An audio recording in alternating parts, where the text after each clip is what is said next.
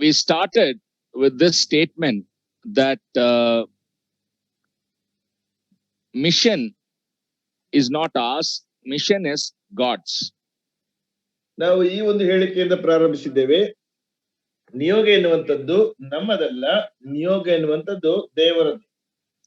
We are just called to co-work with God. ನಾವು ದೇವರ ಜೊತೆಯಲ್ಲಿ ಜೊತೆ ಕೆಲಸ ಮಾಡುವುದಕ್ಕೋಸ್ಕರವಾಗಿ ಮಾತ್ರವೇ ಕರೆಯಲ್ಪಟ್ಟಿದ್ದೇವೆ. So God is already doing something and we just join with him. ದೇವರಿಗಾಗಲೇ ಒಂದು ವಿಷಯವನ್ನು ಮಾಡ್ತಾ ಇದ್ದಾನೆ, ಆದ್ರೆ ನಾವು ಆತನ ಜೊತೆಯಲ್ಲಿ ಸೇರಿಕೊಂಡಿದ್ದೇವೆ. And we also looked at two aspects. ನಾವೀಗಾಗಲೇ ಎರಡು ದೃಷ್ಟಿಕೋನಗಳನ್ನು ಸಹ ನಾವು ನೋಡುತ್ತಾ ಬಂದೆವು. Just 1 second, brother. Yes. Two aspects that we focused on so far. On Monday, we focused on the first aspect of God's mission. That is, whatever God does, he wants glory. ಈಗಾಗಲೇ ನಾವು ಎರಡು ವಿಷಯಗಳ ಕುರಿತಾಗಿ ನಾವು ನೋಡುತ್ತಾ ಬಂದೆವು. ಸೋಮವಾರದ ದಿನ ನಾವು ನೋಡ್ತಾ ಬಂದಂತ ವಿಷಯ, ದೇವರು ಏನೇ ಮಾಡಿದ್ರು ಸಹ ಆತನ ಮಹಿಮೆಗೋಸ್ಕರವಾಗಿ ಮಾಡುತ್ತಾನೆ. So that is God's mission. Whatever he does in the world, it is for his glory. ಅದು ದೇವರ ನಿಯೋಗ. ದೇವರು ಈ ಲೋಕದಲ್ಲಿ ಆತನ ಏನೇ ಮಾಡಿದ್ರು ಸಹ ಆತನ ಮಹಿಮೆಗೋಸ್ಕರವಾಗಿ ಮಾಡುವಂತನಾಗಿದ್ದಾನೆ. So that means whatever we do in his mission also should be for his glory. ಹಾಗೆ ನಾವು ಸಹ ಆತನ ಸೇವೆಗೋಸ್ಕರವಾಗಿ ಏನೇ ಮಾಡಿದ್ರು ಸಹ ಆತನ ನಿಯೋಗಕ್ಕೋಸ್ಕರವಾಗಿ ಏನೇ ಮಾಡಿದ್ರು ಆತನ ಮಹಿಮೆಗೋಸ್ಕರವಾಗಿ ಆಗಿರ್ಬೇಕು. And on Wednesday we looked at the kingdom of God concept. ಬುಧವಾರ ದೇವರ ರಾಜ್ಯದ ಕುರಿತಾದ ಪರಿಕಲ್ಪನೆಯನ್ನು ನೋಡಿದೆವು. That is also a vital aspect of God's mission. ಅದು ಸಹ ದೇವರ ನಿಯೋಗ ಎಂಬಂತಹ ವಿಷಯದಲ್ಲಿ ವಿಸ್ತೀರ್ಣವುಳ್ಳಂತಹ ಒಂದು ಅಂಶವಾಗಿದೆ. The very reason why God sent his son into the world is also to destroy the works of the devil. ದೇವರು ತನ್ನ ಒಬ್ಬನೇ ಮಗನನ್ನು ಈ ಲೋಕಕ್ಕೆ ಕಳಿಸಿಕೊಟ್ಟಂತದ್ದು ಈ ಲೋಕದಲ್ಲಿ ಸೈತಾನನ ಕೆಲಸಗಳನ್ನು ಸಹ ಹಾಳು ಮಾಡುವುದಕ್ಕೆ. And today we will focus on the third aspect, vital aspect of mission. ಈ ದಿನ ನಿಯೋಗ ಎಂಬಂತಹ ವಿಷಯದ ಕುರಿತಾಗಿ ಮೂರನೆಯ ಒಂದು ಸವಿಸ್ತಾರವಾದಂತಹ ಒಂದು ಅಂಶವನ್ನು ನೋಡೋಣ. Okay, what is God doing in the world? He is redeeming a people for himself. ದೇವರು ಈ ಲೋಕದಲ್ಲಿ ಏನು ಮಾಡ್ತಾ ಇದ್ದಾನೆ ಅಂದ್ರೆ, ಆತನು ತನಗೋಸ್ಕರವಾಗಿ ಜನರನ್ನ ವಿಮೋಚಿಸುತ್ತಾ ಇದ್ದಾನೆ. Redemption of mankind. ಮನುಷ್ಯನ ಬಿಡುಗಡೆ. If you just rewind or just recall what we have learned so far, ಇಲ್ಲಿಯವರೆಗೆ ನಾವು ಕಲಿತಂತಹ ವಿಷಯವನ್ನ ನೀವು ಪುನರಾವರ್ತಿಸುವುದಾದ್ರೆ ಅಥವಾ ಅದನ್ನು ಆಲೋಚಿಸುವುದಾದ್ರೆ, the reason why God created mankind, it itself was for his glory. ಮನುಷ್ಯರನ್ನು ದೇವರು ಉಂಟು ಮಾಡಿದಂತಹ ಉದ್ದೇಶವೇ ಆತನ ಮಹಿಮೆಗೋಸ್ಕರವಾಗಿ. Isaiah chapter 43 verse 7, it says, whom I created for my glory. ಯೆಶಾಯನ ಗ್ರಂಥ 43ನೇ ಅಧ್ಯಾಯ 7 ವಚನ ನೋಡ್ತೇವೆ, ನನ್ನ ಮಹಿಮೆಗೋಸ್ಕರವಾಗಿ ನಾನು ಸೃಷ್ಟಿಸಲ್ಪಟ್ಟಂತವರು. And God also commanded the first couple by saying, you multiply and fill the earth. ಮೊದಲನೆಯ ಒಂದು ಕುಟುಂಬಕ್ಕೆ ದೇವರು ಆಜ್ಞಾಪಿಸಿದಂತದ್ದು, ನೀವು ಬಹುವಾಗಿ ಹೆಚ್ಚಿ ಭೂಲೋಕವನ್ನೆಲ್ಲ ವ್ಯಾಪಿಸಿಕೊಳ್ಳಿರಿ. Why did God give this commandment? ಯಾಕೆ ದೇವರು ಈ ಒಂದು ಆಜ್ಞೆಯನ್ನು ಕೊಟ್ಟನು? So when they multiply and spread throughout the world, wherever they go, God will be glorified because they are the ones who are carrying the image of God. ಅವರು ಹೆಚ್ಚಾಗಿ ಎಲ್ಲೇ ಹೋದ್ರು ಸಹ ದೇವರಿಗೆ ಮಹಿಮೆ ಉಂಟಾಗ್ತದೆ. ಯಾಕಂದ್ರೆ ದೇವರ ಸಾರೂಪ್ಯವನ್ನು ಅವರೇ ತಮ್ಮ ಜೊತೆಯಲ್ಲಿ ತೆಗೆದುಕೊಂಡು ಹೋಗುವಂತವರಾಗಿದ್ದರು. So it's like, no, you multiply and fill the earth. That means you fill the earth with my glory. ನೀವು ಭೂಮಿಯ ಮೇಲೆ ಬಹುವಾಗಿ ಹೆಚ್ಚಿದೆ ಎಂಬುದಾಗಿ ಹೇಳುವಾಗ ಅದರ ಅರ್ಥವೇನೆಂದ್ರೆ, ನೀವು ಭೂಮಿಯ ಮೇಲೆ ನನ್ನ ಮಹಿಮೆಯನ್ನ ಹೆಚ್ಚಿಸಿರಿ. but we know what happened. Yes. ಆದ್ರೆ ಏನಾಯ್ತು ಎಂಬುದಾಗಿ ನಮಗೆ ಗೊತ್ತಿದೆ. They fulfilled one aspect of God's commandment. They actually multiplied, but they did not give God the glory. ಅವರು ದೇವರ ಆಜ್ಞೆಯ ಒಂದು ಭಾಗವನ್ನು ಮಾತ್ರವೇ ನೆರವೇರಿಸಿದ್ದಾರೆ. ಏನಂದ್ರೆ ಅವರು ಲೋಕದಲ್ಲೆಲ್ಲ ತುಂಬಿಕೊಂಡ್ರು, ಆದ್ರೆ ದೇವರನ್ನ ಮಹಿಮೆ ಪಡಿಸಲಿಲ್ಲ. In fact, no, we read even in Genesis chapter 6, God was so upset that he created mankind because they were so wicked, they did not give glory to him. ಆದಿಕಾಂಡ 6ನೇ ಅಧ್ಯಾಯದಲ್ಲಿ ನೋಡ್ತೇವೆ, ದೇವರು ಮನುಷ್ಯರನ್ನು ಉಂಟು ಮಾಡೋದಕ್ಕೋಸ್ಕರವಾಗಿ ಬಹಳ ಬೇಸರಗೊಂಡನು, ಯಾಕೆಂದ್ರೆ ಮನುಷ್ಯರು ದೇವರಿಗೆ ಮಹಿಮೆಯನ್ನು ಸಲ್ಲಿಸಲಿಲ್ಲ. So God wiped out the whole of humanity except one family. ಒಂದು ಕುಟುಂಬವನ್ನು ಹೊರತುಪಡಿಸಿ ದೇವರು ಇಡೀ ಮನುಷ್ಯ ಜನಾಂಗವನ್ನು ಅಥವಾ ಇಡೀ ಲೋಕವನ್ನ ಆತನು ಅಳಿಸಿ ಹಾಕಿದನು. And to that family, Noah, the same commandment of God was given, just like Adam and Eve. You multiply and fill the earth. ಆದಮ ಅವರಿಗೆ ದೇವರು ಹೇಗೆ ಆಜ್ಞೆ ಕೊಟ್ಟನೋ ಅದೇ ರೀತಿಯಲ್ಲಿ ಆ ಒಂದು ಕುಟುಂಬ ಅಂದ್ರೆ ನೋಹನ ಕುಟುಂಬಕ್ಕೂ ಸಹ ದೇವರು ನೀವು ಭೂಮಿ ಮೇಲೆ ಹೆಚ್ಚಿರಿ ಎಂಬುದಂತಹ ಒಂದು ಆಜ್ಞೆಯನ್ನು ಕೊಟ್ಟನು. Why did God give this commandment? ಯಾತಕ್ಕೋಸ್ಕರವಾಗಿ ದೇವರು ಈ ಒಂದು ಆಜ್ಞೆಯನ್ನು ಕೊಟ್ಟನು? So that they will fill the earth with his glory. ಅದರ ಮುಖಾಂತರವಾಗಿ ಅವರು ಈ ಲೋಕದಲ್ಲಿ ದೇವರ ಮಹಿಮೆಯನ್ನ ತುಂಬಿಸಲಿ ಎಂಬುದಾಗಿ. But again, what happened? ಪುನಃ ಏನಾಯ್ತು? When we come to Genesis chapter 11, people were not giving God his glory, rather they were trying to make a name for themselves. ಜನರು ದೇವರಿಗೆ ಮಹಿಮೆಯನ್ನು ಕೊಡ್ತಾ ಇರಲಿಲ್ಲ, ತಮಗೋಸ್ಕರವಾಗಿ ಒಂದು ಹೆಸರನ್ನ ಪಡೆದುಕೊಳ್ಳುವುದಕ್ಕೆ ಪ್ರಯತ್ನಿಸುತ್ತಾ ಇದ್ದರು. So in other words, God wanted his name to be lifted high now, but man was now trying to lift his own name.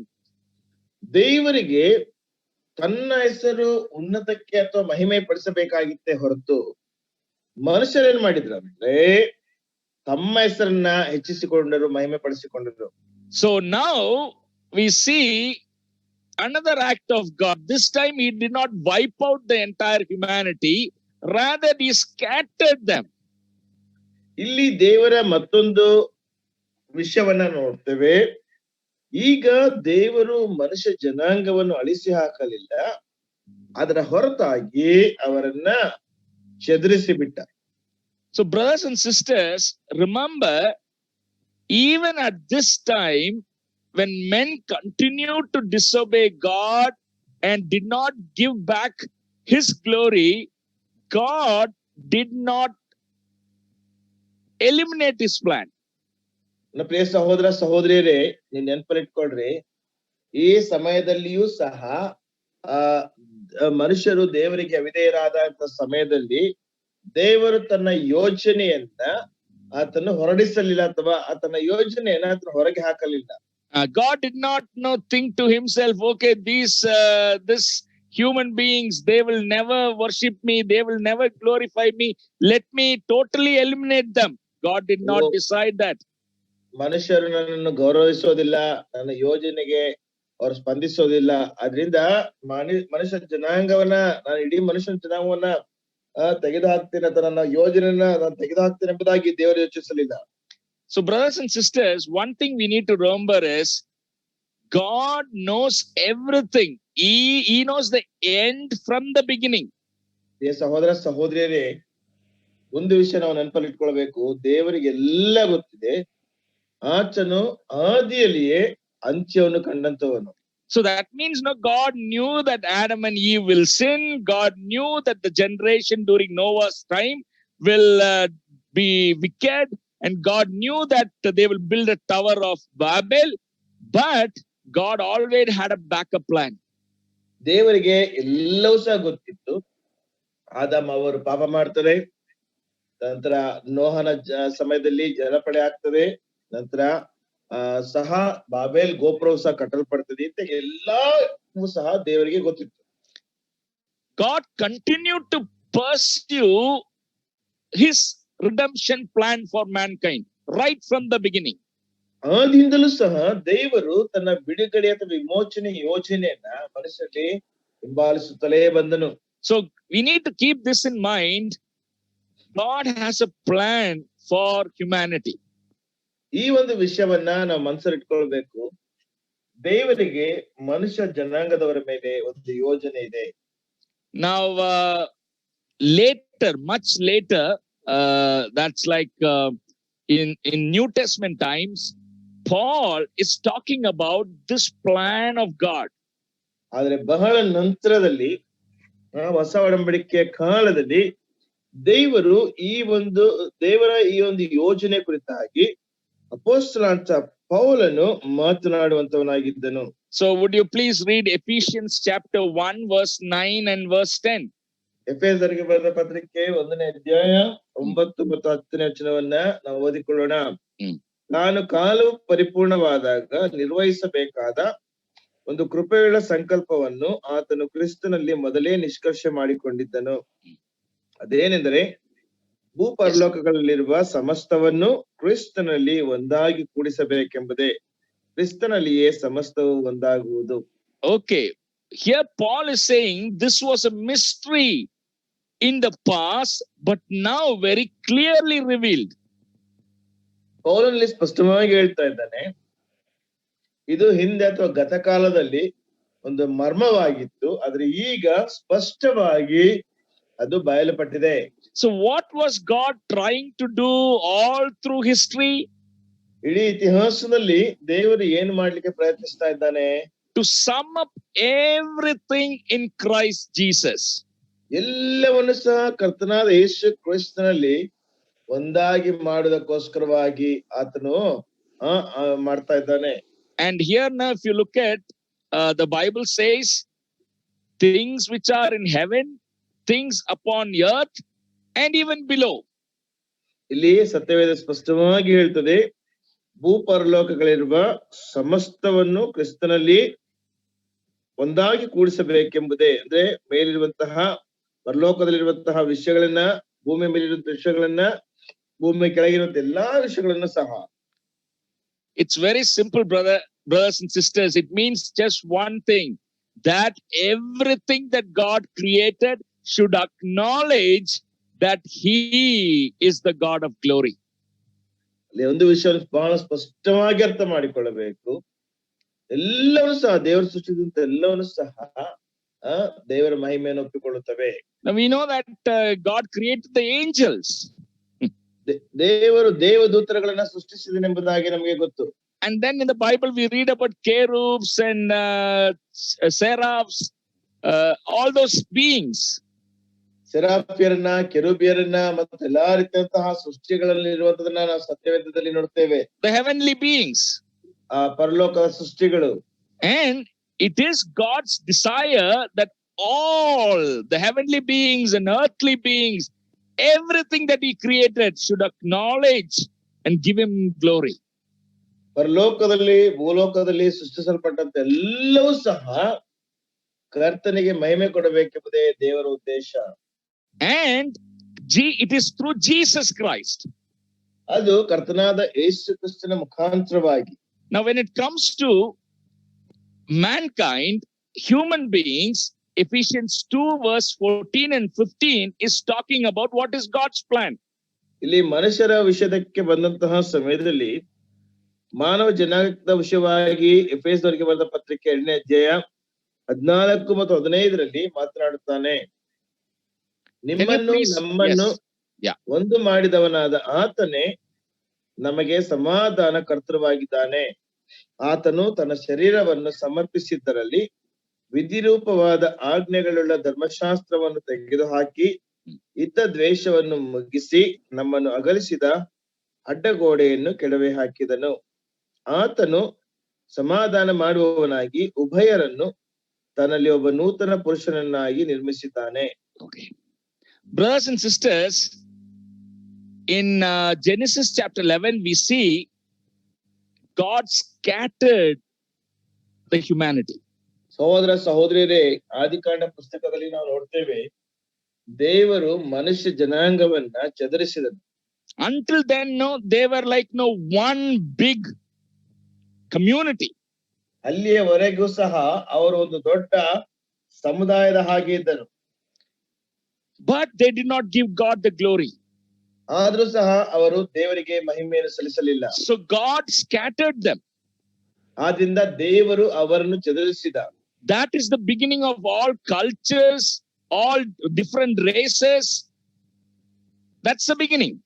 ಅಲ್ಲಿಯೇ ಎಲ್ಲಾ ಜನಾಂಗಗಳು, ಎಲ್ಲಾ ಸಂಸ್ಕೃತಿಗಳ ಪ್ರಾರಂಭ. Now today, no, although we call India as one nation, we know there is a kind of inner hatred towards different languages, different cultures, isn't it? Bharat ದೇಶವು ಸಹ ಒಂದು ರಾಷ್ಟ್ರವಾಗಿದ್ದರೂ ಒಂದು ದೇಶವಾಗಿದ್ದರೂ ಸಹ ಆಂತರ್ಯದಲ್ಲಿ ಅನೇಕ ಸಂಸ್ಕೃತಿಗಳು ಮತ್ತು ಅನೇಕ ರೀತಿಯಾದಂತಹ ಭಾಷೆಗಳ ವಿರುದ್ಧದಲ್ಲಿ ಒಂದು ರೀತಿಯಾದಂತಹ ದ್ವೇಷ ಇದೆ. For instance, no, whenever there is a Kaveri issue, there is always tension between Tamil Nadu and Karnataka. ಉದಾಹರಣೆಗೋಸ್ಕರವಾಗಿ Kaveri ಸಮಸ್ಯೆ ಬಂದಂತ ಸಮಯದಲ್ಲಿ ಯಾವಾಗಲೂ ಸಹ ಕರ್ನಾಟಕ ಮತ್ತು ತಮಿಳುನಾಡು ಮಧ್ಯದಲ್ಲಿ ಒಂದು ರೀತಿಯಾದಂತಹ ಗಲಿಬಿಲಿ ಉಂಟಾಗ್ತದೆ. In the same way, no, when there is a problem in Mullai Periyar Dam, Malayalis and Tamilians, no, they don't want to see each other. Mullai Periyar dam ನ ವಿಷಯದಲ್ಲಿ ಬಂದಂತ ಸಮಯದಲ್ಲಿ ಮಲಯಾಳಿಗಳು ಮತ್ತು ತಮಿಳರು ಅವರೊಬ್ಬರಿಗೊಬ್ಬರು ನೋಡುವುದಕ್ಕೆ ಇಷ್ಟಪಡೋದಿಲ್ಲ. So now if you look at the world in which we live, right from the family component to nations and communities, there is so much of hatredness and division. ನಾವು ನೋಡುವಂತಹ ಸಮಯದಲ್ಲಿ ನಮ್ಮ ಕುಟುಂಬ ಎನ್ನುವಂತಹ ಅಂಗದಿಂದ ಹಿಡಿದು ದೇಶ ರಾಜ್ಯಗಳವರೆಗೂ ಸಹ ಒಂದು ರೀತಿಯಾದಂತಹ ದ್ವೇಷ. Brothers and sisters, now you know what is God's plan? ಸಹೋದರ ಸಹೋದರಿಯರೇ, ದೇವರ ಯೋಜನೆ ಏನ್ ಗೊತ್ತಾ? From all these people groups in the world, God is redeeming one people group. ಈ ಲೋಕದಲ್ಲಿರುವಂತ ಎಲ್ಲಾ ಜನಾಂಗಗಳ ಗುಂಪಿನಿಂದ ಒಂದು ಜನಾಂಗದ ಗುಂಪನ್ನ ಆತನು ಬಯಲುಪಡಿಸಿದ್ದಾನೆ. Here the Bible talks about that, especially in Paul's time, that he might create in himself the two, one new man. ಅಲ್ಲಿ ಪೌಲನು ತನ್ನ ಸಮಯದಲ್ಲಿ ಇತ್ಯಾಗಿ ಮಾತನಾಡ್ತಾನೆ, ಉಭಯರನ್ನ ಒಬ್ಬ ನೂತನ ಪುರುಷನನ್ನಾಗಿ ನಿರ್ಮಿಸಿದ್ದಾನೆ. And who are these two entities here? ಇಲ್ಲಿರುವಂತ ಎರಡು ಅಸ್ತಿತ್ವಗಳು ಯಾವುವು? Gentiles and Jewish people. ಯಹೂದ್ಯರು ಮತ್ತು ಅನ್ಯ ಜನಾಂಗ. If you look at the relationship between Jewish people and Gentiles, there's so much of hatredness. ನೋಡುವಾಗ ಯಹೂದ್ಯರಿಗೂ ಮತ್ತು ಅನ್ಯರಿಗೂ ಬಹಳಷ್ಟು ದ್ವೇಷ. But now in Christ Jesus, God is now redeeming to himself a people like one man. It's like, no, the word which is used here is like one man, as if the whole entire humanity, redeemed humanity, looks like one man without any division, without any hatred, so much of unity. ಆದ್ರೆ ಇಲ್ಲಿ ನೋಡುವಾಗ ಇಡೀ ಮಾನವ ಜನಾಂಗ, ಎಲ್ಲಾ ರೀತಿಯಾದಂತ ಜನಾಂಗ ಗುಂಪುಗಳೆಲ್ಲನೂ ಸೇರಿ ಯಾವುದೇ ರೀತಿಯಂತ ದ್ವೇಷ, ಯಾವುದೇ ರೀತಿಯಂತ ಅಸೂಹೆ, ಯಾವುದೇ ರೀತಿಯಂತ ಭೇದ ಭಾವ ಇಲ್ಲದೆ ಒಬ್ಬ ಪುರುಷನನ್ನಾಗಿ ನಿರ್ಮಿಸಿದ್ದಾನೆ. Brothers and sisters, this redemption story is what we see in the Bible. ಅದರಿಂದ ಸಹೋದರ ಸಹೋದರಿಯರೇ, ಈ ಬಿಡುಗಡೆಯ ಒಂದು ಕಥೆಯನ್ನ ನಾವು ಸತ್ಯವೇದದಲ್ಲಿ ನೋಡ್ತೇವೆ. How God is redeeming a people for himself from all peoples of the world. ದೇವರು ಇಡೀ ಲೋಕದ ಜನಾಂಗದಿಂದ ನನಗೋಸ್ಕರವಾಗಿ ಜನರನ್ನ ಹೇಗೆ ಬಿಡುಗಡೆ ಮಾಡುತ್ತಾ ಇದ್ದಾನೆ ಎಂಬುದಾಗಿ. Now how is God doing this? ದೇವರು ಇದನ್ನು ಹೇಗೆ ಮಾಡ್ತಾ ಇದ್ದಾನೆ? God is fulfilling his plan through the ages by using his people. ದೇವರು ತನ್ನ ಜನರನ್ನು ಉಪಯೋಗಿಸುತ್ತಾ ಈ ಎಲ್ಲಾ ಯುಗಗಳಲ್ಲಿ ತನ್ನ ಯೋಜನೆಯನ್ನ ಪೂರೈಸುತ್ತಾ ಇದ್ದಾನೆ ಅಥವಾ ನೆರವೇರಿಸುತ್ತಾ ಇದ್ದಾನೆ. Meaning people who have understood him, through them, he wants to win other people. ಆತನನ್ನು ಅರ್ಥ ಮಾಡಿಕೊಂಡಂತಹ ಜನರ ಮುಖಾಂತರವಾಗಿಯೇ ದೇವರು ಇತರ ಜನರನ್ನ ಬಿಡುಗಡೆ ಮಾಡುವಂತವನಾಗಿದ್ದಾನೆ. Okay, now let's look at this story, some of the significant aspects. ಈ ಒಂದು ಕಥೆಯನ್ನು ನೋಡೋಣ. ಇಲ್ಲಿ ಕೆಲವು ಮಹತ್ವವುಳ್ಳಂತಹ ಅಂಶಗಳಿವೆ. After God scattered all, one people group into various regions of the world, then God started working through one man. ದೇವರು ಒಂದು ಕುಟುಂಬದಿಂದ ಬೇರೆ ಬೇರೆ ಕಡೆಗೆ ಜನರನ್ನ ಚದರಿಸಿದ ನಂತರ ಆ ಒಬ್ಬೊಬ್ಬ ಮನುಷ್ಯನ ಮುಖಾಂತರವಾಗಿ ದೇವರು ಕಾರ್ಯ ಮಾಡ್ಲಿಕ್ಕೆ ಪ್ರಾರಂಭಿಸಿದನು. In Genesis chapter 12, we read, God called Abraham. He was living in Mesopotamia. He called him and said, through you, I am going to bless all the peoples on earth. ಆದಿಕಾಂಡ 12ನೇ ಅಧ್ಯಾಯದಲ್ಲಿ ದೇವರು ಮೆಸೊಪೊಟೇಮಿಯಾದಲ್ಲಿ ವಾಸಿಸ್ತಾ ಇದ್ದಂತಹ ಅಬ್ರಹಾಮನಿಗೆ ಹೇಳ್ತಾನೆ, ನಿನ್ನ ಮುಖಾಂತರವಾಗಿ ಲೋಕದ ಎಲ್ಲಾ ಜನಾಂಗಗಳನ್ನ ಆಶೀರ್ವದಿಸುತ್ತೇನೆ. Now remember, God said, I will bless you. ದೇವರು ಹೇಳ್ತಾನೆ, ನಾನು ನಿನ್ನನ್ನು ಆಶೀರ್ವದಿಸುತ್ತೇನೆ ಎಂಬುದಾಗಿ. I will make your name great. ನಿನ್ನ ಹೆಸರನ್ನು ಪ್ರಖ್ಯಾತಿಗೆ ತರುವೆನು. But that is not the end of it. ಆದ್ರೆ ಅದುವೇ ಇದರ ಅಂತ್ಯವಲ್ಲ. I want you to be a channel of blessing to all the peoples on earth. ಆದ್ರೆ ನೀನು ಲೋಕದಲ್ಲಿರುವಂತ ಎಲ್ಲಾ ಜನಾಂಗಗಳಿಗೆ ಅಥವಾ ಜನರಿಗೆ ಒಂದು ಆಶೀರ್ವಾದದ ಒಂದು ಮೂಲವಾಗಿರಬೇಕು ಅಥವಾ ಆಶೀರ್ವಾದದ ಒಂದು ಕಾಲುವೆ ಆಗಿರಬೇಕು. The word peoples, we need to understand that. ನಾವು ಜನರು ಎನ್ನುವಂತಹ ಪದವನ್ನ ನಾವು ಅರ್ಥ ಮಾಡಿಕೊಳ್ಳಬೇಕು. It is not a word that refers to all the people in the world. Rather, it refers to all the races or all the communities in the world. ನಾವು ಈ ಜನರು ಎಂಬುದಾಗಿ ನೋಡುವಾಗ ಆ ಜನರು ಎನ್ನುವಂತ ಪದ ಇಡೀ ಲೋಕದಲ್ಲಿರುವಂತ ಎಲ್ಲಾ ಜನರನ್ನು ಸೂಚಿಸುವಂತದಲ್ಲ. ಆದ್ರೆ ಲೋಕದಲ್ಲಿರುವಂತ ಎಲ್ಲಾ ಸಮುದಾಯಗಳನ್ನ, ಎಲ್ಲಾ ಜನಾಂಗೀಯ ಗುಂಪುಗಳನ್ನ ಪ್ರತಿನಿಧಿಸುತ್ತದೆ. So right from the beginning, this is the heart of God. ಪ್ರಾರಂಭದಿಂದಲೂ ಸಹ ಇದು ದೇವರ ಹೃದಯವಾಗಿತ್ತು. God is not only the God of Israel. ದೇವರು ಕೇವಲ ಇಸ್ರಾಯೇಲ್ ದೇವರು ಮಾತ್ರವೇ ಅಲ್ಲ. It is true that God started with one people group, but his heart's desire was from every peoples of the world. ದೇವರು ಹೃದಯ ಒಂದು ಗುಂಪಿನ ಜನಾಂಗದೊಂದಿಗೆ ಪ್ರಾರಂಭಿಸಿದನು. ಆದ್ರೆ ಅದು ಎಲ್ಲಾ ಜನಗಳಿಗೆ ತಲುಪಬೇಕೆಂಬುದೇ ಆತನ ಆಶಯವಾಗಿತ್ತು. And throughout his interaction with the Israelites, God made this point again and again very clear to them. ಇಸ್ರಾಯೇಲರೊಟ್ಟಿಗೆ ತಾನು ಸಂಭಾಷಿಸುವಂತಹ ಸಮಯದಲ್ಲಿ ದೇವರು ಪುನಃ ಆ ಒಂದು ವಿಷಯವನ್ನ ಅವರೊಟ್ಟಿಗೆ ಸಂಪರ್ಕಿಸುತ್ತಾ ಬಂದನು. All the peoples of the world will know me. ನಾನು ನಿನ್ನನ್ನು ಆರಿಸಿಕೊಂಡಿದ್ದೇನೆ, ಅದರ ಮುಖಾಂತರವಾಗಿ ಲೋಕದಲ್ಲಿರುವಂತಹ ಎಲ್ಲಾ ಜನಾಂಗಗಳು ನನ್ನನ್ನು ತಿಳಿದುಕೊಳ್ಳಬೇಕು. Now look at this picture. ಈ ಒಂದು ಚಿತ್ರವನ್ನು ನೋಡ್ರಿ. Now there are, during the time when God chose Israel, there were different people groups in the world, isn't it? ದೇವರು ಇಸ್ರಾಯೇಲರನ್ನು ಆರಿಸಿಕೊಂಡಂತಹ ಸಮಯದಲ್ಲಿ ಈ ಲೋಕದಲ್ಲಿ ಬೇರೆ ಬೇರೆ ವಿಭಿನ್ನವಾದಂತಹ ಗುಂಪಿನ ಜನರು. We read about Edomites, we read about Jebusites, we read about Ammonites, we read about Philistines, we read about Canaanites, different communities. ನಾವು ನೋಡ್ತೇವೆ, ಎದೋಮ್ಯರಿದ್ರು, ಯೆಬೂಸಿಯರಿದ್ರು, ಕಾನಾನ್ಯರಿದ್ರು, ಗಿರ್ಗಾಶ್ಯರಿದ್ರು, ಅನೇಕ ರೀತಿಯಾದಂತಹ ಗುಂಪಿನ ಜನರಿದ್ರು. So brothers and sisters, those days, no, we don't have political country, India, Pakistan, Bangladesh. No, people lived as communities all over the world, different races. ಆ ದಿನಗಳಲ್ಲಿ ಭಾರತ, ಪಾಕಿಸ್ತಾನ್, ಬಾಂಗ್ಲಾದೇಶ ಅನ್ನುವಂತಹ ರಾಜಕೀಯ ಗುಂಪುಗಳು ಅಥವಾ ದೇಶಗಳಿರಲಿಲ್ಲ. ಆ ದಿನಗಳಲ್ಲಿ ಜನರು ಸಮುದಾಯವಾಗಿ ಗುಂಪುಗಳಾಗಿ ಅವರು ಜೀವಿಸ್ತಾ ಇದ್ರು. Now, very interestingly, God loved all the people groups.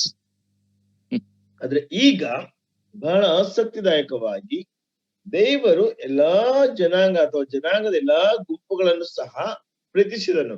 Please don't think that God was showing favoritism when he chose Israelites. ದೇವರು ಕೇವಲ ಒಂದು ಪಕ್ಷಪಾತವನ್ನು ಮಾಡಿ ಇಸ್ರಾಯೇಲರನ್ನು ಮಾತ್ರವೇ ಆರಿಸಿಕೊಳ್ಳುತ್ತಾ ಇದ್ದನೆಂಬುದಾಗಿ ನೀವು ಅಂದುಕೊಳ್ಬೇಡ್ರಿ. Now what was happening is this: he chose Israel. ಏನಾಯ್ತು ಅಂದ್ರೆ ಆತನು ಇಸ್ರಾಯೇಲನ್ನು ಆರಿಸಿಕೊಂಡನು. And God made a covenant with them. ಅವರೊಟ್ಟಿಗೆ ದೇವರು ವಾಗ್ದಾನ ಮಾಡಿಕೊಂಡನು. God revealed to them who he is. ದೇವರು ಯಾರೆಂಬುದಾಗಿ ಅವರಿಗೆ ಪ್ರತ್ಯಕ್ಷನಾದನು ಅಥವಾ ಪ್ರಕಟಿಸಿಕೊಂಡನು. Now Israel on one side, all other races or communities are called as Gentiles, the other side. Israel ಒಂದು ಕಡೆ ಇದ್ದಾರೆ, ಆದ್ರೆ ನಂತರ ಎಲ್ಲಾ ಉಳಿದಂತ ಎಲ್ಲಾ ಗುಂಪುಗಳು ಎಲ್ಲಾ ಜನಾಂಗಗಳು ಮತ್ತೊಂದು ಕಡೆ ಇದ್ದಾರೆ. Now Israelites, they know the living God. ಈಗ ಇಸ್ರಾಯೇಲರಿಗೆ ಮಾತ್ರವೇ ಜೀವಸ್ವರೂಪರಾದಂತಹ ದೇವರು ಗೊತ್ತು. Jebusite, Canaanites, Philistines, Egyptians, Assyrians, Babylonians, no one, they don't know who this real God is. ಯೆಬೂಸಿಯರು, ಕಾನಾನ್ಯರು, ಫಿಲಿಷ್ಟಿಯರು, ಗಿರ್ಗಾಷಿಯರು, ಎದೋಮ್ಯರು, ಇವರು ಯಾರಿಗೂ ಸಹ ನಿಜವಾದ ದೇವರು ಯಾರೆಂಬುದಾಗಿ ಗೊತ್ತಿರಲಿಲ್ಲ. They all have their own gods and goddesses. ಅವರೆಲ್ಲರಿಗೂ ಸಹ ತಮ್ಮದೇ ಆದಂತಹ ದೇವರು ದೇವತೆಗಳಿದ್ದರು. And how did they where do they come from? ಅವರು ಎಲ್ಲಿಂದ ಬಂದರು? Genesis chapter 11. ಆದಿಕಾಂಡ 11ನೇ ಅಧ್ಯಾಯ. That's the beginning of all nations. ಅದುವೇ ಎಲ್ಲಾ ಜನಾಂಗಗಳ ಪ್ರಾರಂಭ. So now here is God revealing himself to one group and through them wanting to reach out to other groups. ಇಲ್ಲಿ ದೇವರು ಏನ್ ಮಾಡ್ತಾ ಇದ್ದಾನಂದ್ರೆ ಒಂದು ಗುಂಪಿಗೆ ತನ್ನನ್ನು ಬಯಲುಪಡಿಸಿಕೊಂಡು ಪ್ರಕಟಿಸಿಕೊಂಡು ಆ ಒಂದು ಗುಂಪಿನ ಮುಖಾಂತರವಾಗಿ ಇತರ ಎಲ್ಲಾ ಜನಾಂಗಗಳ ಗುಂಪಿಗೆ ಆತನು ತನ್ನನ್ನು ಪ್ರಕಟಿಸಿಕೊಳ್ಳಬೇಕೆಂಬುದಾಗಿದ್ದನು. That is why in the Bible we read Israel was called to be a light to the nations. ಆದ್ದರಿಂದಲೇ ದೇವರ ವಾಕ್ಯದಲ್ಲಿ ನಾವು ಓದ್ತೇವೆ, ಇಸ್ರಾಯೇಲರು ಅನ್ಯ ಜನಾಂಗಗಳಿಗೆ ಒಂದು ಬೆಳಕಾಗಿ ಕಾಣಿಸಿಕೊಳ್ಳಬೇಕು. So please do not think that in the Old Testament time God wanted only Israelites to be his people. ಅದರಿಂದ ದಯಮಾಡಿ ನೀವು ಅಂದುಕೊಳ್ಬೇಡ್ರಿ ಹಳೆಯ ಒಡಂಬಡಿಕೆ ಕಾಲದಲ್ಲಿ ಇಸ್ರಾಯೇಲರು ಮಾತ್ರವೇ ದೇವರ ಜನರು ಆಗಿರ್ಬೇಕೆಂಬುದಾಗಿ ಆತನ ಆಶಿಸಿದನು ಎಂಬುದಾಗಿ. Don't think that reaching out to all the nations in the world is a New Testament concept. ಇಡೀ ಲೋಕಕ್ಕೆ ಇಡೀ ಲೋಕದ ಜನರನ್ನ ಸಂಪರ್ಕಿಸುವಂತದ್ದು ಹೊಸ ಒಡಂಬಡಿಕೆ ಪರಿಕಲ್ಪನೆ ಎಂಬುದಾಗಿ ನೀವು ಆಲೋಚನೆ ಮಾಡಬೇಡ್ರಿ. Now this is seen as the heart of God in the Old Testament. ಇದು ಹಳೆಯ ಒಡಂಬಡಿಕೆಯಲ್ಲಿ ದೇವರ ಹೃದಯವು ಈ ರೀತಿಯಾಗಿ ಕಂಡು ಬಂದಿತ್ತು. Let's read a few verses to understand this. ಇದನ್ನ ಅರ್ಥ ಮಾಡಿಕೊಳ್ಳೋದಕ್ಕೋಸ್ಕರವಾಗಿ ಕೆಲ ವಚನ ಭಾಗಗಳನ್ನ ನಾವು ಓದಿಕೊಳ್ಳೋಣ. 1 Samuel chapter 17. 1 ಸಮುವೇಲ 17ನೇ ಅಧ್ಯಾಯ verse 45 and 46. 45 ಮತ್ತು 46. ಆಗ ದಾವೀದನು ಅವನಿಗೆ, ನೀನು ಈಟಿ ಕತ್ತಿ ಬರ್ಜಿಗಳೊಡನೆ ನನ್ನ ಬಳಿಗೆ ಬರುತ್ತಿ, ನಾನಾದರೂ ನೀನು ಹೀಯಾಳಿಸಿದಂತ ಸೇನಾಧೀಶ್ವರನು ಇಸ್ರಾಯೇಲರ ಯುದ್ಧ ಭಟರ ದೇವರು ಆಗಿರುವ ಯೆಹೋವನ ನಾಮದೊಡನೆ ನಿನ್ನ ಬಳಿಗೆ ಬರುತ್ತೇನೆ. Brothers and sisters, enough brother. If you look here, what is David saying? ಇಲ್ಲಿ ನಾವು ನೋಡುವುದಾದ್ರೆ ದಾವೀದನು ಏನು ಹೇಳ್ತಾ ಇದ್ದಾನೆ? I come in the name of the God of Israel. ನಾನು ಇಸ್ರಾಯೇಲ್ ದೇವರ ಹೆಸರಿನಲ್ಲಿ ಬರುತ್ತೇನೆ. So after David brought down Goliath, that is a display to the Philistines. The God of Israel is the true living God. ಅಲ್ಲಿ ದಾವೀದನು ಗೊಲಿಯಾತನನ್ನು ಕೊಂದ ಮೇಲೆ ಫಿಲಿಸ್ತ್ಯರಿಗೆ ಗೊತ್ತಾಯ್ತು, ಇಸ್ರಾಯೇಲರ ದೇವರೇ ನಿಜವಾದಂತಹ ದೇವರು. Brothers and sisters, if you look at the Old Testament story, many a time the Israelites, they forgot their responsibility. ಸಹೋದರ ಸಹೋದರಿಯರೇ, ಹಳೆಯ ಒಡಂಬಡಿಕೆಯ ಕಥೆಗಳನ್ನು ನೀವು ಓದುವಾಗ ಅನೇಕ ಸಾರಿ ಇಸ್ರಾಯೇಲರು ತಮ್ಮ ಜವಾಬ್ದಾರಿಗಳನ್ನ ಮರೆತು ಬಿಟ್ಟರು.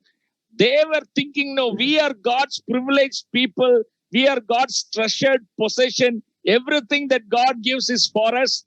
They were so selfish. ಅವ್ರು ಅಂದ್ಕೊಳ್ತಾ ಇದ್ದಂತ ವಿಷಯವೇನೆಂದ್ರೆ, ನಾವು ಇಸ್ರಾಯೇಲರಾಗಿದ್ದೇವೆ, ನಾವು ದೇವರಿಗೆ ಶ್ರೇಷ್ಠವಾದ ಜನಾಂಗವಾಗಿದ್ದೇವೆ, ದೇವರು ನಮ್ಮ ಸ್ವಾಸ್ಥ್ಯವಾಗಿದ್ದಾನೆ, ನಮ್ಗೆ ಎಲ್ಲಾ ರೀತಿಯಾದಂತಹ ಒಂದು ಸ್ವಾಸ್ಥ್ಯ ಇದೆ ಎಂಬುದಾಗಿ ಅಂದುಕೊಳ್ಳುತ್ತಾ ಇದ್ದಾರೆ. They never wanted to share this love of God with other people groups. ಈ ದೇವರ ಪ್ರೀತಿಯನ್ನ ಇತರ ಜನರ ಗುಂಪುಗಳಿಗೆ ಹಂಚಲಿಕ್ಕೆ ಅವರು ಎಂದಿಗೂ ಸಹ ಇಷ್ಟಪಡ್ತಾ ಇರಲಿಲ್ಲ. Only very few times they took initiatives to reach out to other people. ಕೇವಲ ಕೆಲವು ಸಾರಿ ಮಾತ್ರವೇ ಈ ಒಂದು ವಿಷಯವನ್ನ ಇತರರೊಟ್ಟಿಗೆ ತೆಗೆದುಕೊಂಡು ಹೋಗ್ಲಿಕ್ಕೆ ಅವರು ಸಮಯವನ್ನು ತೆಗೆದುಕೊಂಡರು. But you know what? God's plan will ಆದ್ರೆ never be defeated.